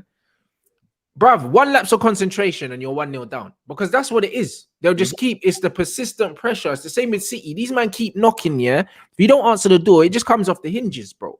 Yeah. The thing is with United, they don't put enough pressure on teams consistently, yeah, to break them down. And the more the other team gets the ball, the more confidence they get. Yeah. And that's what happens. And then we end up drawing to teams or losing to teams that we shouldn't lose to. And man say, oh yeah, but we had the better chances. But it don't matter. Literally. When I look at Werner, yeah, I said that he plays like he's shy, bro. He plays football like a shy person, bro. Like I was like, he plays literally like he's saying to himself, should I shoot? Like, I don't know if I should shoot. I don't know if I should make this run. I don't know if I should do any of this. And then when it does come to him, it's just fluffed. He's a proper, I don't know. He breathes not. If I was a Chelsea fan, he doesn't breathe any type of confidence like that. But one thing I always give people a year in it. I'll give him till about December. before I make my full like judgment on if he's gonna be lit or not. You know what I mean? I'll give him that. The same with Havertz and all that. I think Havertz is a baller, innit? Me personally, innit? I think he's a baller, so I ain't got much worry about him. But Werner, the jury's out. But yeah, Havertz is a baller, bro. Yeah. You know the one, but Werner, nah, bro. Like I don't need to give him no time, bro. Because the way I see it is, yeah, you see with attackers, bro, the goal's the same dimensions in every country in the world. You know them ones. If you can't put the ball in there, yeah, you're shit, bruv. I don't care. And it's the quality of chances man's missing as well. It's not even a confidence thing, bro. That's how he plays football, blood. Yeah. It's mad. When I see it, everything else he does shows me man's not confident. It's not a confidence issue. He's trash, bro. You know what I mean? And the thing is, he's so quick. Very poor. He affords himself bare time in the box and still fucks up, bro. Like, it's not like there's snapshots or nothing, yeah? Like, he's hitting the goalie, bruv. Like, every time he's hitting the goalie. And when I see stuff like that, it's like, if Chelsea get a man that is clinical in the final third, they're a problem. Next season, they're challenging for the title. 100% if they get someone like that to add to that, bro. Finish second this season. Yeah, I think they'll finish above us for sure, blood. Bruv, they ain't lost the game and they've only conceded 2 goals, bruv. Chelsea, since the managers come in. It's the thing about Chelsea, but I'm telling you now, they could have had Gary Neville as their manager right now. They would have ended the season strongly. This is their heritage, bro. New manager bounce is Chelsea. Yeah, I'm trying to say, like, so I don't see them stopping anytime soon. If they sacked Lampard, yeah, like maybe a month earlier, bruv, they would be second already. Yeah, no, literally. So this is how it is, man. We'll see with Chelsea. This is just how it goes. Next season will be a better time to see them because we don't know if is Abramovich going to just be like, Tuchel, all right, cool, boom, here's more money, or is he going to be? He will 100%. He's been guaranteed a war chest, bro. He'll get at least 1/5. They don't get. I don't think Haaland's available this summer, but if they get Haaland, bro, it's over. Oh, Lord. If they get Haaland, it's fucking peak, bro. Over, because that guy's bionic, bro. It's a mad thing. Like he's automatic, bro, with the finishing, bro. It's fucked. It's fucked, bro. When I watch Haaland, I'm just like, this guy is stupid, bro. Like, this guy is ridiculous. Like, honestly. Bruv, he just wakes up, bang goals, and goes sleep, bro. That's all he does. Fam, that guy, if they got Haaland, it'll be nutty. The race for Haaland is gonna be unreal. It's gonna be unreal. Ollie's still trying to talk us into it. We're not getting him, bro. We're not getting it. We need to focus on if we need to build relations back with Mino, first of all. Are we going to give Pogba this new deal? That's what we need to be focused on. Because Pogba will probably get the new deal. But, bruv, honestly, like Haaland's dad came out the other day basically saying, yeah, Roy Keane shouldn't still be working in football and that after what he done to him and that. Bruv, there's no way he's letting his youth go, Man United. Right.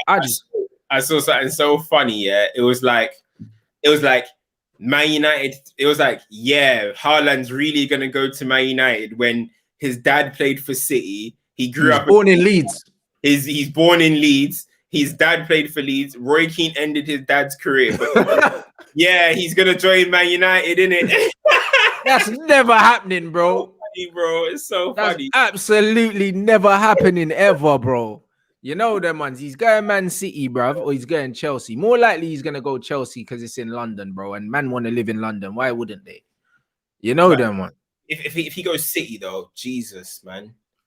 I just don't think he'd go City, bruv. I think that City probably do the Messi thing. You know them ones. And then Haaland probably ends up at Chelsea. Messi. Oh, bro, this is getting me on my nerves, man. Like, lately, I've just been sitting back and just been like, man, the levels are scary at the moment, man. Bro, we're talking about Man City getting Messi after just doing 21 wins in a row. Like, what hope do we have, bro? Like, what hope? They're talking about technically efficient players. They're about to get the best of all time. Yeah. Like, for that. Oh, it's scary. But no, they just Barcelona just got Laporta back. And so, that's massive, bro. Laporta's mad nostalgia for me, blood, because that was like, bruv, that was prime Barca. Yeah, bruv. I remember when it was between David Beckham or Ronaldinho. Ronaldinho, yeah. Yeah, bruv. And they took Dino from us, blood. Mm-hmm. But hey, if that happened, we wouldn't have had CR7. I don't care about that. Nah, Ronaldinho. Chill with that, bruv. Everything happens for a reason, bruv. But you don't care. I don't care about that, bro. Listen, Ronaldinho would have won us everything that CR7 won us, bro. Nah. Chill. I know what you like. I know that's your type. Bruv, you reckon, yeah, if we got Ronaldinho instead of CR7, we wouldn't have won the Champions League in 08. We would have. We'd have still won it. That, bro. With that party lifestyle, yeah. I do know that. He would have Ronaldinho still won everything anyway at Barca. He would have got wasted in London, fam. He would have liked the Bruv, he got wasted in Barca and it didn't matter. Nah. Do you know what? Yeah, Ronaldinho, that would have been good, but I can't say that. Everything happens for a reason. Cristiano Ronaldo happened for a reason, bro. I don't know. Ballon d'Or, everything. Nah, the reason Cristiano Ronaldo happened is because we played against him, yeah, and he cooked us, and because we lost Ronaldinho, the money was there. You know what it was? That's what it was. Who knows? Yeah, we would have signed Ronaldinho, played against Ronaldo. He cooked us. We would have signed him anyway. We had the sporting hookup, bro, with fucking with Keros. So we already had that, bro. We already had that. So we could have got Ronaldo as well. Imagine if we had both of them. If we had both of them, then it's scary. Out. Remember, Ronaldinho was gonna cost 25. Ronaldo only cost 12. Blood. We could have still copped them both. Blood. Imagine Rooney 9, Ronaldinho left, Ronaldo right. we were fantasy football, fam. Hey, bruv, see, bruv, it could have happened. Man, don't understand. You know what I'm saying? With Dino though, like, bro, I'm happy he was at Barcelona, man. He was able to showcase that magic in that league where they appreciate that shit, bro. Yeah. In the country, would have trying to kick the lump out of him, telling him he's got yard, he's got to do this. And all of a sudden, we don't see it. You know what I mean? So I'm happy, man. It worked out both ways. You know what I mean? So, my man tried to kick Dino as well, yeah, but he was a fucking tank, bruv. So it's one of them ones where man was just bouncing off him. You know, like that. And that's what I'm saying. So it's a mad one. Big up everyone as well that won the reaction videos, blood. Yeah, your Ronaldinho one's coming first, blood, because that's my goal, blood. You know the one. Huh? What reaction videos? They might want me to do reaction videos, innit, on that, my favorite players and that. So. Oh, swear down, yeah? Yeah, so man's got the Dino one loaded. I'm filming that today, blood. You get me? 100% CR7 at United. Because fuck the Real Madrid CR7, the stat padding one. I like the United one. You know, the ones that was doing up real, like, mad things. Yeah. The mad footwork, all that. Not the ones that was scoring back post headers. Man, I don't acknowledge that Ronaldo. I only acknowledge the one that Man United with bare tape on his socks, blood. Like, just chopping, man. You know them? Ronaldo, fam. Bro. Hey. Bro, United CR7, yeah, the year he won the Ballon d'Or, that's the most fuckeries, yeah, that man seen in England, bro. Man, I've not seen fuckeries like that ever.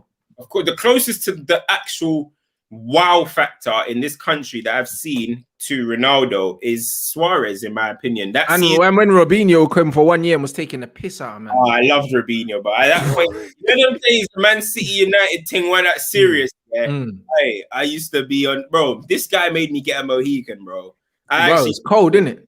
He influenced me, bro. But nah, Suarez, I'll probably say, obviously Thierry Henry and Ronaldo. They're the three players, in my opinion, like the most wow factor. Yeah, and Coutinho done a thing as well, blood. I love Hazard as well. Yeah, Hazard done a thing. But something about that season of Suarez, Ronaldo, and Henry countless times, he's just silly. But on Suarez and Ronaldo, just like, bro, you'll just be like, wow, fam. Like, yeah, I mean, because they'll do the mad thing and then bang the ball in the back of the net, bro. Yeah. You're just like, Hazard, he will do the mad thing like through a 90-minute game. He might not score though. But yeah, man, bro, Suarez is scoring volleys from 40 yards, bro. Yeah. Bro, like, man, them two. Yeah. It's amazing, man. That's real wow. That's real X factor. Fam. Real X factor, man. And trust me, that's coming, bruv. Man's got the Yaya Toure one because bare man want to sleep on Yaya Toure, bruv. He's the best midfielder to play in the Premier League. I don't care. You love Yaya, innit? Bruv, he's ridiculous, fam. Like, prime was dumb. Bruv, he's fucking fake, bro. Like, bruv, he's all of man. That was our first combo. Bruv, all of these man's favorite midfielders in one is Yaya Toure, bruv. You want free kicks? Man will give you free kicks. Man want assists? Man will give you assists. You want dribbles? You want headers? You want long range shots? You want everything. Man will give you everything in one, bro. You know them, man. That season's just for a midfielder. That's probably the best midfielder in season, like that in the history of the Prem. Yeah, in the Premier League, he was dubbed. I don't think all round he's like career and all that is. I don't think. But he was mashing work at Barca though. Remember, it was only because of the Busquets little Spanish thing why he got eased out. You know them one. I know Xavi and them man were sitting there like, when did he have all of this? Like, when did he have all of this tech and that? Where did this come? They were playing him centre back and that. They were mugging him off. Man, when man started playing literally the highest forward that wouldn't even run back, fam. Like he was a big ball doing the mad thing, bro. So. Mashing work, blood. Yaya Toure, blood. Hey, big up Adam. Bruv, Ajax, yeah, I like Barcelona. They got a very, very specific system, bro. Do you know what I'm saying? And because of that, if you grow up in the academy and you hear that all the time and you see this all the time and you go somewhere else, it's a culture shock, bro. It happens all the time. Ajax players, do you know what I mean? Like a lot of them that come through the system at Ajax, they go other places and they don't really hit the ground running unless they go Barca. You know them ones. Like that's just all it is, bro. But Ajax produce some of the best players in the world. Ajax, yeah, everything we were saying, it's literally a specific system. Everyone that leaves Ajax, I don't know who has come and just done a mad thing first season. Even what you're saying about Luis Suarez. Oh yeah, Suarez, but was he? And that's because he's not Dutch. Yeah, he's not like an Ajax product. Yeah, I'm gonna say man that through that whole Cruyff system stuff. Yeah, first season. Even Ericsson, he wasn't the Ericsson that we knew. Like he came. Wasn't. Whatever, everyone, De Jong even at Barcelona went to the starting lineup, but I remember the friends were calling him like stinky and that stinky. Even De Ligt, when De Ligt left as well, man was saying, "Yo, he's a fraud, blood." Fraud, exactly. People are saying that Maguire was the better decision than De Ligt. I'm sure we're not saying that now, but it's just a specific way, and they're just gonna have to adapt to it. But some of them might not be able to, man. Some of them might not be able to. Look at Ziyech. I worry for Ziyech still. He's a baller, but I worry for him at Chelsea still. I think he'll play in that false nine role that Havertz is playing in, and he'll grow into that, bruv. You know what I mean? I think him and Havertz will alternate between that false nine thing, and they'll do their thing. You get me? So it'll be interesting. Yeah, I think so. I see it with Havertz. I've always seen it with Havertz, but like you see, even with the goal that Havertz got disallowed, people on that side of his game, Havertz is 6'2", bro. He's mad techie as well, bro. The touch is nuts, bro. Even the touch where he went around the keeper for the penalty. Wavy touch. You see the way if you look at his goals, the guy scores headers, bro. He's a flipping proper player. So I'm not gonna be one of them that write off Kai Havertz, bro. But Ziyech, I don't know, man. 28 years old, he's turning 28. Yeah, I mean, first stint here, it's not easy. London, I don't know, man. I'm gonna see, but since he's such a technically good player, and he's another one, I'll give him time, man. I'll give him some time. 100%. Big up everyone inside. Slap the like button. Nearly 1.5 there. Make sure you subscribe to Culture Cams as well. The link to his channel is in the title. So just click the title, subscribe. Doesn't even take you away from this video, so you can do it while you're here. Yeah. And you see the Pogba tour rating. Bear man compare them, because of their stature. But Pogba's a flair man, blood. You know them ones. Toure's not a flair man. Pogba's the most misunderstood player in world football, blood. When I see him, and when I do my reactions, you'll see, bro. Like, when I was watching old Zidane videos, bro, and Pogba just gives me Zidane vibes, blood. Zidane played left midfield for Real Madrid. Left over four, blood. Like, not centre mid, not defensive mid. Man played left midfield, and he floated around the pitch, and he just did whatever the fuck he wanted, bro. Like, this double pivot Pogba thing is criminal, bruv. This is blood on hands. Do you know what I'm saying? And you, man, will see, when you see the Zidane thing and you see the Pogba thing, you see the similarities. Yaya Toure, no one's like Yaya Toure. Yaya Toure is Yaya Toure, bro. There's never been a midfielder like this guy. There would probably never be a midfielder like him again. He's just everything, blood. He's not a flair man. He's not an attacking midfielder, or he's a box-to-box old school, blood. Like, if Vieira banged goals, and could dribble, he'll be Yaya Toure, blood. You see, with the thing about Zidane is that guy was just the thing about Zidane. He's perfection, bro. Like his touch is perfect, his dribbling is perfect, his left foot is perfect, his right foot is perfect. Like, bro, the thing about him is that everything is just technically tight. There's not if I see Zidane having a bad touch, I'm amazed. You know what I'm trying to say? Like, the guy is technically too. So obviously, when people hear, I get what you're saying. At Juventus, when Pogba was at Juventus, I was watching some video the other day. I sent it into my group chat. And I was just like, what the hell? Do you know what I mean? I literally just said, like, this guy, first of all, he was mad skinnier, but maybe because he was younger, innit? He was younger. He hasn't filled up. Yeah, skinny, but he was doing feet. He would, bro, like I was. But the thing is, he can still do that now. But the thing is, he wasn't playing in the center circle for there. He was playing out from the left, where man can receive the ball, get his head up, and do things, bro. Man's doing fucking elasticos and Rabonas and that and all the things, bro. But that's because he needs to be somewhere where he can express himself, not in defensive midfield, bro. Doing the Pirlo thing, it's dead. How are you gonna do that? It's a joke, bro. Like, he's literally one of the most talented players in the world, bro. And man's doing donkey work, bro. It's disgusting. When man does the Pogba reaction, these man will see, yeah, man's being wasted, fam. You know what? Wasted. Yeah. Like, obviously, we started this thing saying that it's going to be about Lingard. Yes. Yeah, we'll finish off on Jesse anyway. Even tie in with what you're saying with Pogba, yeah. I've decided, yeah, after seeing Lingard go off and do bits, yeah, I've decided I'm no longer speaking about any Man United player until we're a successful team, bro. Do you know why I'm saying that, bro? Because I'm not gonna speak about any United player except De Gea, because he's a goalie, innit? It's not system, bro. Why you can't catch the ball, innit? Exactly. I'm not gonna speak about anybody, bro. I'm even including Dan James, bro. I'm including everyone, bro. I'm not speaking about these guys until we're actually a successful team, because this is getting ridiculous now that everyone that leaves us just kicks on, bro. Flipping hell, bro. Lukaku, Lingard, Di Maria, Memphis, everyone is eating. Yeah. And they're eating good too. Memphis is mashing work in the Champions League. Fam, the guy's like is battling with flipping Mbappe for Golden Boot. Like, the guy's a baller. I've always thought he's a baller anyway, yeah. But until we're a successful team, and I can fully say, no, this person doesn't suit this way of our playing, or this person doesn't do this, we're a top team, but nah, he's not good enough for this.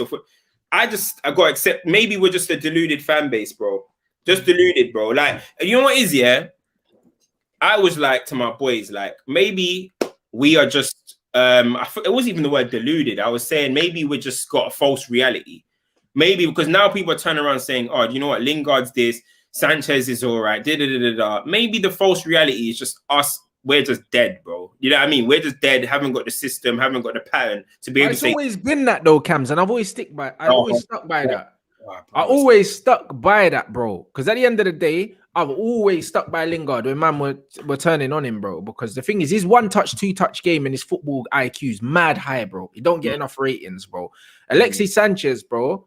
Like, bruv, when he was playing for us, I could see that he wanted to do certain things and the men around him weren't doing it. I could see it, bro. You don't go from mashing 30-odd goals, carrying Arsenal on your back, to going to Man United and being shit. Like, within the space of months. It just doesn't happen. Mkhitaryan as well, bro. Mashing work. Then he comes United. All of a sudden, he's a farmer. That don't make sense, bro. You know what I mean? How can all these men just be shit, bro? Yeah. It's the biggest one. As much as United fans want to fight it, the Lukaku one is peak, bro. The Man United fans can try as much as they like to shit on Lukaku. It's peak. It's a slap in the face, bro. We have to accept it, bro. You know what I mean? As much as we want to say this about him, fam, there's no system in place that Man United have for us to be able to say, do you know what, Lukaku failed us or whatever. Yes, he missed chances. There was times where he did a mad thing. Sanchez did a mad thing. Lingard did a mad thing, of course. But I'm sorry, there's no system. We're not a successful team for me to say this guy's not good enough for Man United. But Jose killed Lukaku, blood. And you know what it is, yeah? I'm not Lukaku's biggest fan, but I always said, even when he was scoring goals, I didn't want him at the club, because for me, at Man United, you can't just be good at one thing, innit? Like Sir Alex Ferguson, then man said it to Andy Cole when he came from Newcastle after bagging 34 goals, I think. Or was it 36? I'm not sure. Yeah. And he goes, this is Man United. You can't just score goals. Andy Cole's got the record, yeah, for winning Golden Boot and most assists. He's the only player in the history of the Premier League to ever do that. Do you know what I mean? You got to have more to your game than just putting the ball in the net. And for me, Lukaku is very one-dimensional. But that one-dimensional is elite, blood. He's an elite goal scorer. Yeah. Like, you know them, man. He's not shit, man. We got to just feed him, innit? Just feed him. Actually, I know it's hard to accept, yeah, that when a guy, you know, goes off from our team, especially he didn't leave in the greatest terms. He was moving mad, leaking things, all this stuff, but whatever. I know it's hard to accept, but Lukaku, we can't be saying Lukaku's a shit player. He's not shit, man. Let's stop that, man. He's not shit. The guy is a goal scorer. He's got over 300 goals in his career, man. You know what I mean? Like, he's not a shit player. Every single club he's played at, he's been successful, except if he goes back to Chelsea in this Conte, I mean, not Conte, in this Tuchel system, he'll bag. Yeah, bro, I think he can go to any other team and he'll bag. He'll bag, bro. If you center your team around creating chances for Lukaku in and around the goal, he will bag, bro. The problem was Jose wanted my man to play isolated, hold the ball up, and wait for people to join him. Lukaku ain't got football brain and touch like that, bro. Lukaku just wants to get in behind, bro. I've always said, you see with Lukaku, it's the same with Pogba, same with Loftus-Cheek, same with there's some players that they have that big frame, but that's not necessarily what they want to do. They got little man, they're little man up here, but they got big man physique, innit? Bro, Lukaku's 6 foot whatever, massive, but he wants to be fucking Chicharito Hernandez, blood. He just wants to be a poacher. Exactly, bro, exactly. But that's just the way he is. And we looked at his frame, we looked at how he is and said, you know what? You're gonna be a target, man. We're gonna use you. Like, look, Diego Costa's way smaller than Lukaku, but he's a target, man. Yeah, he's a proper target, man. Puts himself about, backs into people, does the ugly stuff. Lukaku don't even want no physical contact with, man. He just wants to get a through ball so man can slap it past the keeper. That's all he wants. Yeah, you look at Loftus-Cheek, bro. That guy's 6'3" monster. He plays as if he's trying to be like David Silva or something. Yeah, he wants to try and dance through people and slide passes through and that. Yeah, like some people are just like that. You know what I mean? It might be to the detriment of some, because at the same time, sometimes I'm thinking, why can't Lukaku pattern up like that? Do you know what I mean? That's a bit weird, but it is what it is. But at the same time, I just feel like we haven't got a successful system in place. You can look at players that have failed under Pep Guardiola. Let's say Zlatan Ibrahimovic. You can straight away and be like, he's not a Pep player. Simple as that. It's fine. They still went and won things, but he's not a Pep player. Simple. He's not going to suit Man City. He wouldn't suit Barcelona. Cool, and you can accept that. But and Zlatan can go and score as he did 1 million goals, all-time scorer at PSG. No Barcelona fan will regret it. Pep will never regret it. But the fact that we're still doing the same things that we were doing when Lukaku was here, when Lingard was here, when Memphis was here. We haven't evolved as a football team, even though we've had new managers, new ideas. And guess what? Carrick's been here the whole time. That's why I've been telling, man. He was there under Jose, here under Oli. Next manager, I have to get rid of, man. Because he's been a passenger for 4 years. Nothing's changed. The football's the same. For 4 years, the football's the same, just with better players. So now we need to start looking at the organization of the club instead of blaming fucking players, bro. Do you know what I mean? Look at this. If Pogba is 5'8", man will be looking at him like he's Coutinho or like an Iniesta kind of player, bro. He wants to create, bro. But because man's 6'3", automatically man has to be some fucking combative midfielder, breaking up play and doing this bullshit, bro. It's crazy. Do you know what I mean? Like playing Loftus-Cheek, bro. Like Loftus-Cheek is an 8, blood. What, man gonna play him DM because he's big? That guy tries to play number 10, fam. He's a madman, fam. Bruv, and man is saying he's breaking low blocks, is down to the players, but having a good system in place is down to the manager, bro. You have to have a strong foundation to build off. If you don't have a strong foundation of possession football and a nice compact shape, you can't expect players to pick locks, bruv. You can't expect that. If you've got a system like Chelsea where every man knows what they're doing, they're drilled, there's no leaks, then you can think about, we've got the ball on the edge of the box, let's make something happen. But when you're United, bruv, against most teams, that are around a similar level to us, bro, we're giving them more of the ball. So there's more pressure on our players every time they get the ball to do something. Everything's rushed. You know what I'm saying? And that's what I mean. City suffocate teams, bro. They just keep beating, man, until they give up. They just keep beating them until they cave, blood. United, we're going to hit you on a counter. You can't counter punch every team, blood. Because what happens when the punch don't land, bruv? You're down on points, blood. Yep. And people go on as if like Man United are the only team in the league that play against a team that does low block. Every single team in the league pretty much will want to do low block against somebody that's the better opposition. That's just the way it is. Do you know what I'm trying to say? And with what you're saying is absolutely correct. And one thing that we don't talk about enough is the mental aspect of the game as well.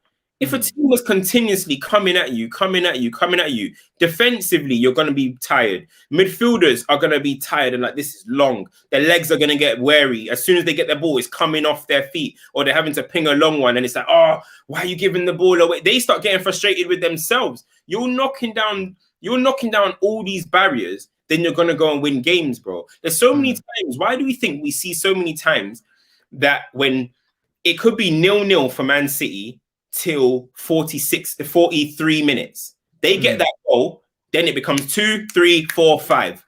Because now it's like we've done so much defending, we're mentally drained, and they got their goal, and now we've got to try and come out and try and somehow win this match or get a goal. Boom, floodgates are open. Thank you very much. That's when the individual quality and stuff can start coming out, because it's like, oh, you're trying to come in at us? Bam, we got better players. Good night. But do the basics first. Exactly. Like, you need to build a platform to build off. United don't have a steady platform to build off. Our platform is conceding bare goals. We've conceded more goals than we've played football matches. That's not a good platform to build off, to win things. Do you know what I'm saying? And this is exactly the problem. Man do not have a good base to build off. You have to build off. Same with footballers. You build off basic fundamentals. You build off a first touch. That's what you build off. Because if you can't control the football, you can't do what you want to do with the ball. Everything is built off the first touch. In football, everything is built off having the fucking ball first, bruv. If man don't have the ball, you're not in control. I don't care what you say. Jose tries to twang, man, saying I can control the game without the ball. No, you can't. No, you can't. You know what I mean? Because what happens if one of my players just decides to just dribble past your man and slap it in the top corner? How do you control that? You can't. You can't control that. If you have the ball, you don't concede. So, that's it. Yeah, you can neutralize a team, but you can't control a team without the ball. You can't control a team. You can't. Control it. You cannot control them. That's a myth. That's the biggest myth in football. You can't control the ball without the game without the ball. I don't care what no one says. Do you know what I mean? Because how can you control it? Well, a man's jockey and Neymar is like, yeah, I got this under control. No, you don't. You hope you do. You know, but if he drops the shoulder, bruv, you're doing the splits. All of a sudden, what happened? You know what I mean? Bruv, you thought you had it under control. Yeah. Like, you never have it under control, bro. It's always a lottery, fam. The man with the ball is always going to be the more confident. It's very, it sounds like, as they always say, football's a very simple game made complicated by idiots. I'm not trying to say people are idiots or whatever, but it's true. People kind of overcomplicate the game sometimes, bro. It's like, it's very simple sometimes when you just look at it. The basics are control the game, control possession, high energy, and you'll win football matches, bro. But when you can't do that, and as we're saying, you're technically not good enough, or you're part, we're not the only team. What I'm trying to say is we're not the only team in the league, that play against low blocks. You know what I mean? So can't always be using these excuses. Yes, there's some teams that can get away with it through individual quality, like us and like Spurs. Kane, Son, Rash, Martial. Bruv, Kane's having one of his best seasons ever, and they're saying, oh, Mourinho's getting the best out of him. Bruv, he's thriving in spite of Mourinho. Mourinho's killing him. So he's just doing what he does. This is Kane. He's just doing what he does. He's automatic, bro. He's in his prime. He's 7? Yeah. If Kane wants to, he could say, do you know what? I don't care about the assisting thing. And he would easily have won the Golden Boot this year. He's still chasing the Golden Boot, but he just decided, let me try and do this kind of different type. Kane is just one of them type of players, bro. He will score goals regardless. Do you know what I mean? Any manager, he will score goals and he'll deliver. So some can get away with it individually. But this is what I'm saying, just going back to the point before, I ain't going to talk about no United player, bro. I've never, by the way, said that we need to sell this person, sell that person, whatever. But I'm just not even going to... Of course, you can say people can do better. I believe Martial can do better. I believe this person can do better. Rashford can do better. Bruno can do better. But in terms of, when people talk about, this person needs to get dropped or sold or not good enough, or all of that, you ain't going to hear that from me, bro, because I can't be bothered no more, because it's just like, every man's leaving and going, well, all right, all these people that want Rashford out of the club. All right, let him go, bro, and let him go, and you will start saying we don't want him. Let Martial go, let Pogba go, let Van der Beek go, let all of these guys that are not good enough go, and we'll start saying we want them back because it's happening every time. What player has left Man United lately and has been not done well? No one. Even Daley Blind had a Champions League run, and I don't know why we ever him. He almost won. Jose, that's why, bro. Like I'm just not gonna say no, bro. He sold Daley Blind and then he wanted to sign Eric Dyer, bruv. Yeah, I mean, but man don't know why I hate Jose, blood. Man wanted to sign Eric Dyer, but he sold Daley Blind. Bro. Fuck this guy, innit? You know them ones there. Do you know what I'm saying? You man, Jesse Lingard, yeah. For me, he has to go to the Euros, fam. He has to. My question is, yeah.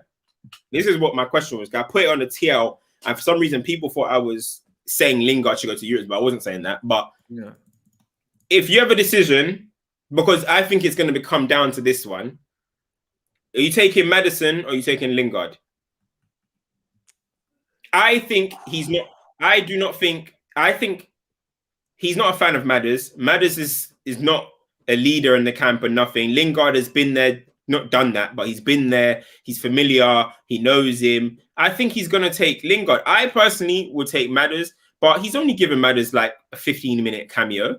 Even when Madders... He doesn't play Madders, you know what I mean? He doesn't. But, you know, Southgate don't like flair, man. And the thing is, because England, you know what it is with England? England play a three at the back, innit? But I think that Jesse's just so versatile, bruv. You saw it in the World Cup. He can play in the 10. He can play in the 8. He gives you energy. You know what I'm saying? He's a good defensive option as well. Do you know what I mean? And he's got the experience of big games that Maddison don't have. Like Lingard's got it all, bro. He scored in cup finals. He's been there. He's done that, bro. Go to the World Cup. Yeah, exactly, bro. He's been there. He's done that, bro. And sometimes you see when you're picking a squad, England have a there's no experience in that England side. None. Like, look at that. So you have to take Jesse just for that, bro. You know what I mean? When you look at it, Maguire's a scrub, yeah. He's Man United captain, yeah. He's been relegated 4 times and that. Like, who's going to be his partner? John Stones, probably. Cool. John Stones, yeah, has played for Man City, one of the most successful teams since he's been there, so fair enough. You look at Trent as well. He's played in the Champions League final, won it. Cool. Do you know what I mean? When I'm looking at the likes of the Reece Jameses, the Mason Mounts, all these guys, bro, like, they're not experienced, bro. No. They're not experienced. They're not experienced. They're new, bro. Foden's and all these men and Grealish and all these men that we love. They're not experienced at the top level, bro. Grealish ain't played in a major tournament. Yeah, neither is Foden. And the thing is, yeah, the thing about Southgate is one thing that we've seen is that he likes his certain kind of players, and he also likes the experience. You got to think what you're saying is right. Trent may have played in the Champions League final, but he doesn't fancy Trent. He plays what's my man's name? Trippier. And don't forget, don't you remember as soon as he came, it's like he kind of after the World Cup, he pretty much kind of retired Kyle Walker. Yeah. Walker back in the England setup, bro. So he's not trusting, man. He doesn't trust Trent, bro. So when it looks at Madders, think about it. He wasn't calling up Madders when Grealish wasn't even getting called up. So and Foden. So now Foden and Grealish are like the star boys of English football. What makes people think that Madders is necessarily going to be in there? Yeah, because there's not enough room for all that flair because Southgate don't even want to play Grealish. Exactly, bro. This is what I'm saying. Southgate will happily play Henderson, Mason Mount, Declan Rice, Rashford, Sterling, and Kane. That would be his love, and then he'll probably play a back three with Walker, Mags, and Stones. Maybe a Saka, I don't know, because a left wing back, and then throw in a Kyle Walker. And when we move, that's his team. It will never be my team, but that's probably what he will go and do. So when I'm looking at Madders, I'm like, is he going to get game time? Likely not. Is he a leader?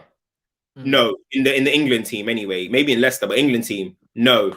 Is he experienced? No. Has he been there before? No. So I see if Lingard carries on this form, he's just going to do the safe option. I think, yeah, do you know what? I'll bring Lingard. Lingard's good for the camp. Lingard, just like taking Ashley Young. You just always took him because, you know what I mean? Been there, done that. Exactly. I personally would take Madders. That's for me. I would take Madders, but I see him taking Lingard. I personally would not take Harvey Barnes. Not for me. Not for me. But I would take Maddison instead of Lingard, but I have a feeling he's going to call Lingard instead of Maddison, man. That's what I mean. And you know what it is, yeah, with the England squad, like I say, if you don't make it, bruv, sometimes it comes down to just luck, bro. Like, you got the wrong passport sometimes. That's what it is, bro. There's too many men in that position right now. And it's like, if you don't play Madders as a 10, or like, where do you play him? And this is the thing. When you look at Lingard, you could play him anywhere. You could play him on the left if you want. You could play him on the right. You could play him in the 10. You could play him in the 8. Do you know what I'm saying? You could play him anywhere. He's versatile. He's experienced. And sometimes you see when you're in a tournament situation and play a multi-functional player, yeah, is worth 2 players, maybe 3. Yeah. Because they're priceless, because you don't know what injuries you're going to get. It's a tournament. Yeah. You know what I mean? And like, you can't plan for that. So you have to plan for the worst sometimes. Why are you going to bring 3 number 10s? And the thing is, yeah, as well, Lingard's attributes that we highlight is about how he's good moving off the ball, right? Yeah. If it is a 75th minute, I do not see them saying, oh, we're going to bring on James Maddison when we've already got Foden on the pitch or something. No, they're going to think, let's go for something different of Lingard movement, hit the tire, and he might nick a goal. I just think that's what he's going to do. That wouldn't be my decision, but this is me trying to put my Southgate hat on. And I think he's going to take Lingard ahead of Maddison.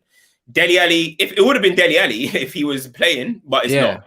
It's not. Ali was doing his thing. You got to remember that. So Maddison, I think, is going to struggle to get into that team, man. People are contemplating, which is bizarre to me, because it's just bizarre to me that we're even debating if Jack Grealish should play for England. I mean, that shows how much of a madman Southgate is. He is by far and away England, for me anyway. Obviously, there's Harry Kane, who's like their elite status. But if you put away Harry Kane, he's England's best player, bruv. Like, by far, there's no one even close. This is why he's their best player, and we're the only country in the world that will have a player like Grealish, with the talent level that's around England, and be like, man, might not be able to start. That is, we're actually a mad nation, bro. We're a mad nation, bro. It's politics, bro. That's what I'm saying.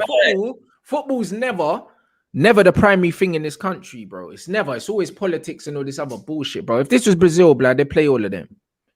They know them ones, and that's the difference, blood. Man got to see Robinho, Ronaldinho, Rivaldo, R9, all in the same fucking team, bro. And Kaka, bro. We just fit them in, blood. There was even thrown in there as well. Bro, man, just fit them in, bro. Man was playing some staggered 4-4-2 diamond, bro, with like a false 9 and a real 9, and that. Brazil were doing fuckeries, bro. They literally just put all their players on the pitch and said, "You man, work it out." Literally, and you see with, but all you have to do is put a good platform in. But even when you talk about Brazil's team that won the World Cup, let's say 2002, they put a platform in there with Gilberto, Gilberto, Roberto. You man sit there. Everyone else go about. Gonna run forward, exactly. Then we're just gonna have the 3 R's move absolutely was wild on you, man. And England needs to have that type of thing. Put the best system in place for our best footballers to be able to deliver. What we do is put a system in place for average players to thrive. Put a system in place for your best players. Grealish should be out there. Sancho should be out there. Foden should be out there, bro. I don't know if you saw the friendlies. It could be called a friendly, but Grealish played against Belgium. He was the best player on the pitch. And KDB on the pitch, by the way. The game. You see the way him and Foden were connecting. When you're a baller, ballers instantly connect with each other. You look at you're a baller, boom, we're gonna ball together. Same way that even sometimes you see the way Mata connects with some players on our team. Mata connects with the ballers of our team. He can't connect with the dead players, but he can connect with the ballers. Like Grealish had that instant thing with Sancho. He had it with Foden. We need to be utilizing this, but we know Kane is going to be there. But everyone knows that I love Rashford, but I personally wouldn't start Rashford. I'll put Green on the left. Sterling, for me, this is his last opportunity, in my opinion. This is about to be his 4th tournament. If Sterling don't hit the ground running, I'm going to give him the benefit of the doubt and start him for the Euros if it was me. But what's he done in the major tournament for England, though? This is what I'm saying, but I think he's got, if Sterling still has he's a leader of the team. He's Raheem Sterling. He's been there, kind of done it. So I'll give him that. But all of that considered, I still wouldn't start him. You wouldn't. But this should be the last, in my opinion. If he doesn't hit this ground running, you got to get Sancho in there full time and make Sterling like. Bruv, I'm playing Sancho and Grealish left and right, and I'm playing Harry Kane down the middle. Simple, bro. 10. Yeah, I'll play Foden in the 10, or man can play Jack in the 10, play Foden on the right and Sancho on the left, bro. I'm not starting Raheem, blood, because I can bring Sterling and Rashford's pace off the bench. I think Sterling's going to play because he's probably, even though he's not a great finisher, he's probably still a more of a little bit of a... Him and Rashford are obviously the two goal threats. You know what I'm trying to say? Yeah. And I know Southgate is going to look at it like that. He's not going to look at it as the ballers. He's going to look at it as how are we going to score goals. Yeah, I mean, he's going to put them in. For me, I know people might think my team is too offensive, but I'd have Declan Rice sitting in there. I'd have Foden.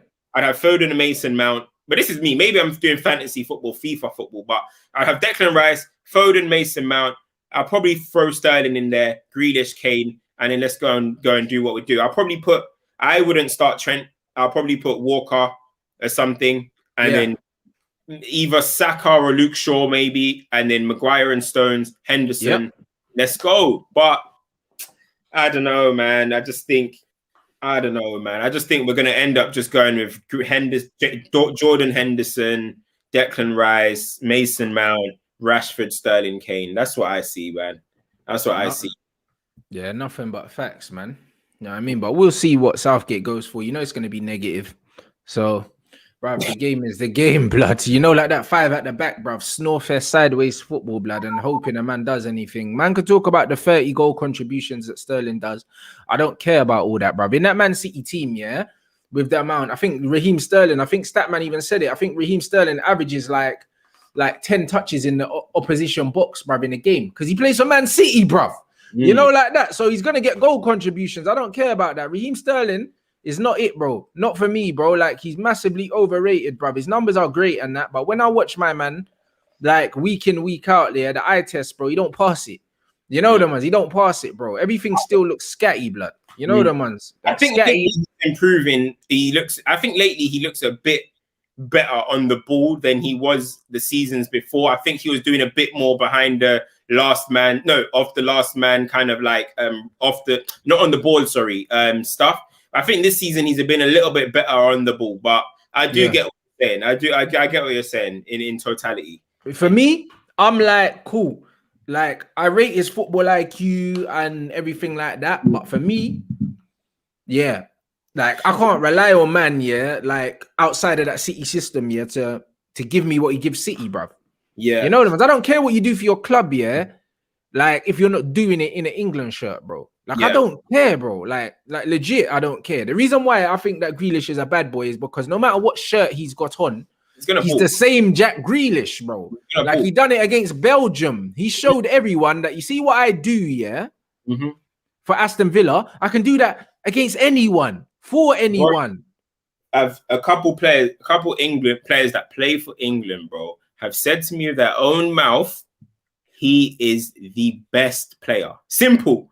They're like, he is ridiculous. Like, everyone in the camp is talking about how good Jack Grealish is. And when you watch the game, I was watching it again. Anyone that's bored after this stream, go and watch Jack Grealish's extended highlights versus Belgium. The ball was, they give the ball to him and just like, yo, all right, you're superior. Like, even the Belgian players, they were looking at it like, what are we going to do here? Like, the guy is just another level. You know what I mean? And that's what I'm saying. This country is so crazy that we're debating starting him. You know what I mean? But with what you're saying about Sterling, I hear exactly what you're saying about him and Rashford, when man are tired, seeing them two brothers come on long for everyone. Yeah, no, 100%. I know what you're saying about Sterling, but the only reason I wouldn't say overrated, is because when you look at the wingers in today's game, I think they all do the same thing. I think Mane does the same thing. I think Sterling. Yeah, you're right. They do all do the same thing, and that's why I don't rate any of them. I'm not gonna lie, bro. And man gets sticks for it all the time. But bro, for me, cool, you got pace and you score goals, but because you got pace. You know them ones, it's like, it's not amazing, bro, to me. You know what I'm saying? For me, basic fundamentals of football will always be my bread and butter, innit? When your basic fundamentals aren't good to me, everything else, you can't twang me with numbers. Like, you can't. Do you know what I mean? Because I always use Grealish as the example, bruv. If you put Sterling in Aston Villa, they get relegated last season. Oh yeah. He's not carrying them like that because he can't do all the things that Jack can do, bro. Mm-hmm. Do you know what I'm saying? He can't. It's the same with Rashford. You put him in that Aston Villa team, he's not gonna fucking keep them up. Mm-hmm. Do you know what I'm saying, bro? Like this, bro, like Grealish is a man that could play in any era of football because his fundamentals are that good. Yeah, no, that's pure facts, bro. And that's why I don't care. He could be fat, overweight, whatever. I will always ride for Hazard, bro, because that is a proper wide man. Neymar, Hazard, Mbappe showing it now as well. These are men that are just different. They can do the whole side, the whole game.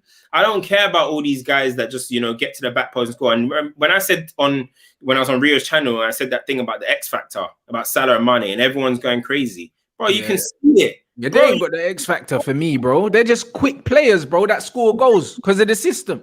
This is what I'm saying. Like, so all of this, like, where people they just look at the goals, they'll look at the assist and say that, oh, no, of course he's got X factor because he scores that many goals. But that's not what I'm talking about at all. Yeah. That's not what I'm talking about. But I just see it as England's got look at England's best players, yeah, over the years. It's never been their actual best players at their football clubs. Never. Pete Crouch was once upon a time England's best player, you know. Yeah, actually, technically mad. When he played for the country, he was our best player. Owen Hargreaves, Joe Cole at one point was quite key. Joe Cole, Owen Hargreaves, Peter Crouch. These guys ain't the bro. Joe Hargreaves can't chat to Lampard, Gerrard. Peter Crouch can't chat to Rooney, Owen. Joe Cole can't chat to like. Okay, Crouch used to bag for England every game, blood. Yeah, it doesn't matter about how mad you are for your club. If it's not going to translate to international level, you shouldn't be a guaranteed starter. And that's held back England. That's why when I'm talking about this Raheem Sterling thing, it's not an agenda, it's not a hate or nothing. But it's like you haven't done it for 3 tournaments. Yes, we know you're the big boy of to all of them because of what you've done. But if it hasn't translated to international level, then can you just be like, oh, because he's there, boom. What do England always say? The biggest mistake England did is build a team around Lampard and Gerrard, who, yes, they were world-class players, no denying it, but they couldn't translate it to the international level. If England had decided, I don't want to be one of them guys that buy into the whole, oh, if Carrick played, England would have won the World Cup. No. But if England had decided we're just going to have someone just behind them, even if it's just someone that's going to tackle and whatever, or just one person, sorry, Lampard, you're going to have to be on the bench. Gerrard, sorry, one of you on the bench, I'm sorry. Then England might have succeeded. But no, we spent the whole time trying to build around the best players and ultimately won shit. Yeah, but that's the funny thing about the Lampard and Gerrard thing. And that's why I got loads of abuse for it, bruv. When I was like, bro, the reason why they couldn't play together is because ultimately, as players, they both weren't good enough, bro. Because, bruv, like, they should have been able to figure it out. Man can blame managers all you want, bro. Should have been able to figure it out. Like, why don't you look the same for England, that you do at your club? Why? Because what? Because Xabi Alonso's not playing. Is that why? Is that why? Is it because Essie and Makelele aren't playing? Is that why? I think it is why. You know them ones there. That's why it is. Because Grealish looks the same in the England shirt, blood. Because man's playing with any guy, bro. He could play with anyone. Grealish could play football with a milkman, bro, and he still looks the same. Perfect. You know them, and that's the difference, bro. If you don't look the same for your country because of your club, we now need to start looking at players and saying, well, maybe the system and the players you're playing with makes you look better than you are. And that's just the way football is. You have your basic level of ability, right? But of course, system and everything is always going to get the best out of you. But England, you look at Lampard and Gerrard basically took turns on when to be good. Lampard was really was really good in Euro 2004. Gerrard was better in 2006. Lampard was better in 2010. Let's not forget they didn't even qualify in 2008 for Euros. Like, these guys were taking turns of when to be good, man. It just got silly, man. You know what I mean? It just got silly. And England will forever regret not building around Paul Scholes. The actual technical, we go. The actual real technical god out of all of them. We didn't build around him, bro. How bizarre, bro. How bizarre, bro. Honestly, bro. Man said Lampard robbed us of international success, the pen merchant. I don't know. I don't know why. When I look at it, some people, I don't know. Gerrard seems to get more leeway for the England failures than Lampard for some reason. But I feel like totality, Lampard for England was better than Steven Gerrard, bro. I don't think He was better for England, Lampard. I think so, yeah. Yeah, Gerrard gets away with it, you know. Lampard seems to get all the blame for it. I don't think Gerrard was good for England at all, in my opinion, anyway. I think people remember that little screamer he did against, was it Trinidad and Tobago or something? Yeah, but who cares about that? Yeah, I mean, and it stayed in their mind forever, fam. Honestly, man.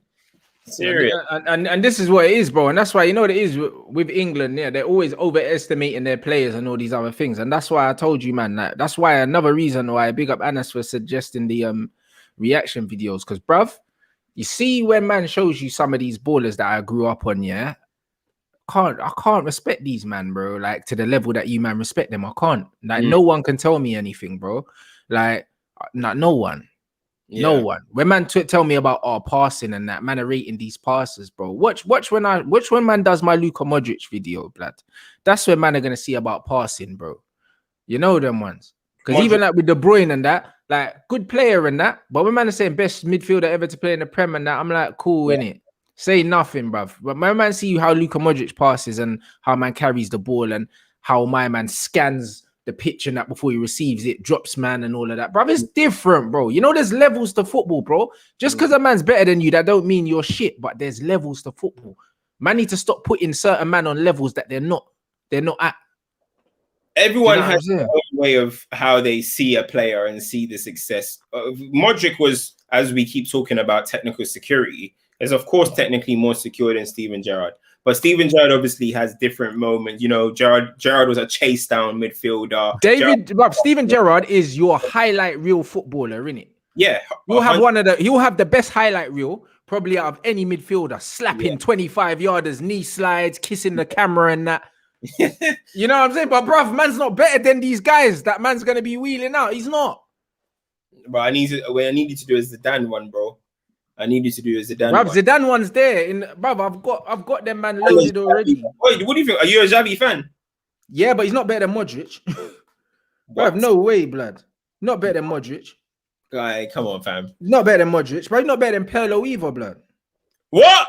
Nope. Rants. Not having it, bro. You're moving mad.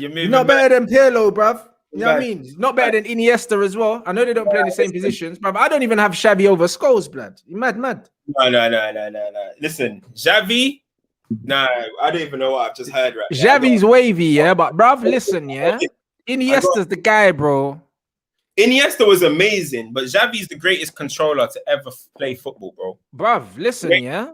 If Paul Scholes, yeah, was man wouldn't be talking, bruv. Scholes wouldn't do it. Scholes is great, yeah. Bro, no. United needed, yeah. And he could. Scholes, blood. If man's name was Paulo, yeah, man would be putting the respect. I think you know them. Hello, yeah. But Xavi is Don Dada. No. You know why it is, yeah? You know, because Xavi, yeah? You see, because Xavi, yeah, was in that Barcelona team, yeah, that were doing mad stinking smoke, bruv. Man automatically just say Xavi all the time. Xavi. But, bro, swear down, yeah, even when you watch Pirlo and that, bro. Pirlo could do what Xavi did, bro. But then he'll slap a free kick in the top corner as well from 25. Nah, I know what you're saying, yeah, but, bro, I'm telling you, Xavi had a specific skill set that Scholes had. And Scholes scored goals on top of it as well. Scholes did what Xavi done, but he scored as well, bro. Xavi is the type to make you cry, bro. And dominate you so much you'll cry, bro. Like, he made Pirlo cry, fam. Nah, bro. He reduced Pirlo to tears, G. Like, you see Xavi, yeah? His IQ, the brain. Sick, bro. See, with him, yeah, for me, this is how I have it. And I'm not saying it's clear either, bro. I'm saying, yeah, that it's fine margins. You see, when I say one man's better than the next man, bro, you see when two players are on the same level, man have to go down to the intricacies, you know them. Man have to go down to little things. Yeah, of course. You know what I mean? I'm like, right, Pirlo gets goals, Scholes gets goals, Xavi don't get goals. When I'm looking at controlling the game, they can all control the game at the same level. They're all world class, bro. They're all world class. When I look at passing range and stuff like that, Paul Scholes is a joke, blood. Strike a moving ball, still ball, whatever. Receive the ball, tight spaces. Scholes and Xavi better than Pirlo, just. Do you know what I mean? It's all close, bruv. It's fine margins. Ultimately, what it comes down to, they're all at the same level for me. But the other two had the clutch goals in them as well, blood. I hear that, but I just think with what Xavi had, his specific skill set, I just think for what he had, it was just he's just too goated at it, fam. That's just the way I see it. Just too goated at ways. I have, the three best midfielders of all time, right? For me are Xavi, Iniesta, and Zidane. I have them in a higher tier. The rest, I have Scholes better than Pirlo for me, right? But I have Pirlo, Scholes, you got maybe like a Busquets, and maybe you can start throwing in other little names. I've got them below, but I think those three are the three GOAT men, fam. I hear that. And them two played in the same system, in the same team, two of the three. That's what I'm saying, bro. And sometimes it comes down to that as well. Because the difference is, the way Scholes control the game, he can control the game, but then he'll pop up on the edge of the box and slap one in the top corner, bro. As well. You know them as well. You know them ones. Man just had more weapons, bro. You know them ones. It's like, bruv, you pull out an AK, Scholes pulling out the AK, and he's got a shotgun. You know them ones. It's just man could just kill you in so many different ways. Like Xavi's the dictator, but that's all he did, bro. Like Scholes dictated and scored. You know them ones. Pirlo dictated and scored. Yeah, that's how I'm looking at it, bro. I'm not looking at it like, like one's better than the other and it's clear. It's not clear, bruv. These men are elite footballers. You know what I mean? That period of Xavi, bro, like that guy, pass, receive, move, boom, knock it round there, boom, get it back, boom, like, fam. Bruv, it's mad. It's not, bruv, it is, but it's also the Barca system and the tiki-taka football, bro. But the fact that he was like the pinnacle of it, and do you know what I'm so happy about? Is that he went and won the Euros with Spain before tiki-taka came, and he was the Golden Ball winner. He dominated Euro 2008. And because I reckon if Pep had come in 09 and it just clicked from there, people would have been like, he's just a systems Pep guy. But the fact that he had done it just before... Xavi's a beautiful footballer. Yeah, he was doing it with, remember, like, Marcus Senna and all them man there. Bro, Xavi... Yeah, just before the Pep era. Yeah, he is just... Fam. That's what I mean, and that's what I'm saying, bruv. That's what I mean. This is real football. That's why, man...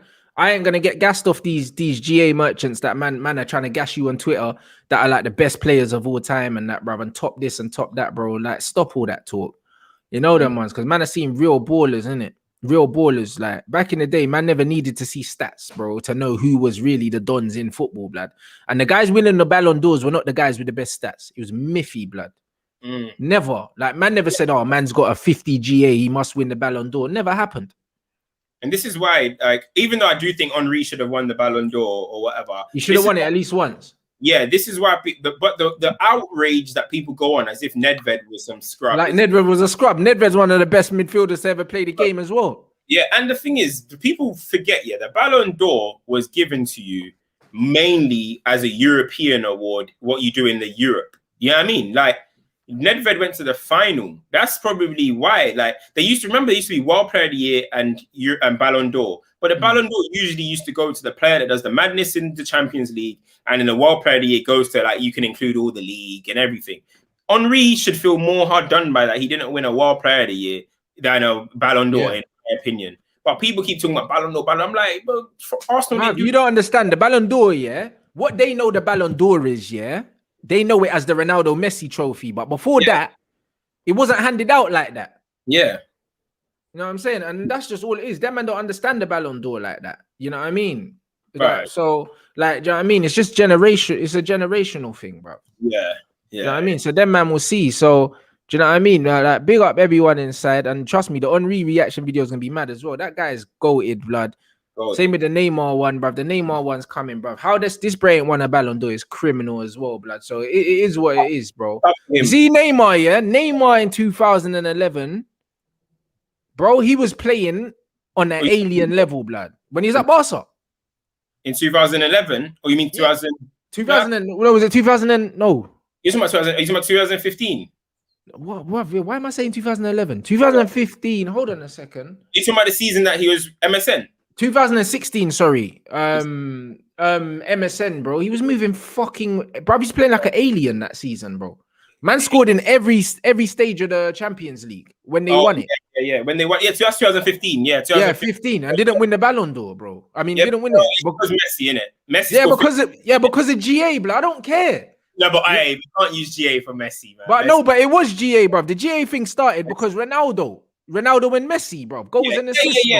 Yeah. Of course, they were doing 60s and that. You know what it was. Yeah. But Neymar picks up the ball on the edge of his own box. He doesn't play like them. Do you know what I'm saying? Like, he's a creator, bro. Like, he's a midfielder, really, that scores goals. He's not a striker, bro. Yeah. You know what I mean? He's a midfielder that scores goals, bro. Neymar had the bookie mohawk, and was ripping, man. It's tough for Neymar. I think he finished third that year, right? Behind Ronaldo and Messi. I think, well, there you go. And he's been behind Ronaldo and Messi his whole career, even when he's been playing at a higher level. Because I don't know. He has, bro. But he's been playing at a higher level than man for at least the last 3 years for me. Nah, I wouldn't say that. But what I would say is he's one of them players. When you look at like him, Iniesta, Henry, there's some players that are so great that's a shame that they never won. Wrong era, innit? Wrong era. If Neymar was coming through now with Mbappe and Haaland, he'll win the Ballon d'Or 6-7 years in a row, blood. But it's one of them ones where when you're in the Ronaldo Messi era, it's long. It's peak, fam. It's long. You know them ones. Like Henry was in the R9 era, blood. Like it's peak. You ain't getting close to, and not even that. Even Zidane was winning. Remember, Zidane was there as well, collecting a few World Player of the Years and that. So it wasn't even easy to just be winning it like how people make out like it was just easy to win. You had to do something either in an international tournament in Europe. Like it wasn't just like, oh, you've got the most like Lewandowski now. Like, oh, he's about to score 40 league goals. He's the Ballon d'Or winner. Yeah, Ballon d'Or winner. But he did win like 6 trophies. Yeah. No, I'm even talking about this season. If you think about it, he's about to go got nearly 40 league goals. Bro, do you know what I mean? So I'm sure if they were to do it at the end of this season, he'll be in. But you can't just give man a Ballon d'Or just for 40 league goals because man never saw like Van Nistelrooy and them man in the Ballon d'Or talk. It never happened. It never happened. It never ever happened. The golden shoe is there for that, fam. Like that's their award, like surely. But yeah, there's some players that have been unlucky to miss out, and Neymar I'll probably put there you go. Like Lewandowski is in the Neymar era, but he's never been better than Neymar ever. You know that he just scores more goals. He's a striker. Like strikers meant to score goals. You can't give out a trophy just on goals scored, bro. That's what the golden boot's for. Like the best player is the whole player, blood. You know what I'm saying? So like that's how it gets in it in football. So it's a mad thing. Exactly. The golden boot's for that, blood. If man want to score goals, golden boot in it. Best players for everything. So, know what I'm saying? Big up everyone inside. Slap up the like button. Make sure you follow Cams, bro. Like, get them followers up on his channel, fam. Okay. 5K, I mean? 10K, road to 10K. Yeah, bro. The 10K is coming. You know the ones there, bro. Obviously, we'll be here same time every week. And then, obviously, match reactions, all of that shit. Do you know what I mean? So, plenty more content to come, guys. Big up, man. What else you got coming up, bro? Bro, so got a European, gonna be doing a European show, trying to just don't know if this graphic guy is gonna come true in time, but I'm trying to do I'm gonna be doing like a European show every Wednesday after the Champions League games. Gonna start trying to do a bit more live streams, get some guests and stuff.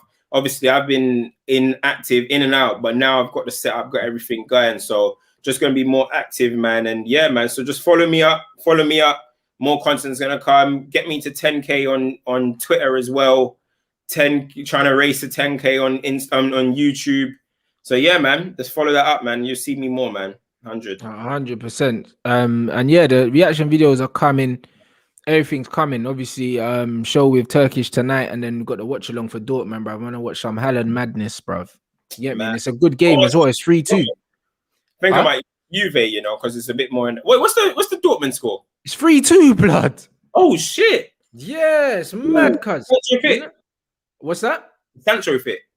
He wasn't fit. So yeah, if he's fit, I'm gonna. Yeah, I think he's fit, bro. You know them, it's a 3-2 thing as well, but I'd say it's a close game.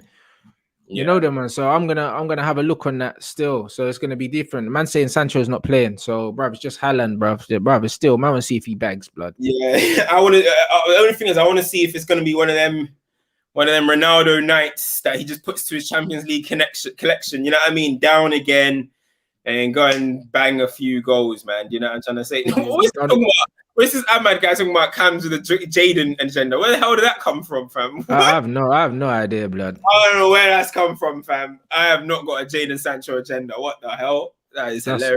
That's what I'm saying. So that's what I mean. Big up you, man. Make sure you follow Cams. Man's back again tonight, Yeah, bro. 6 o'clock, people.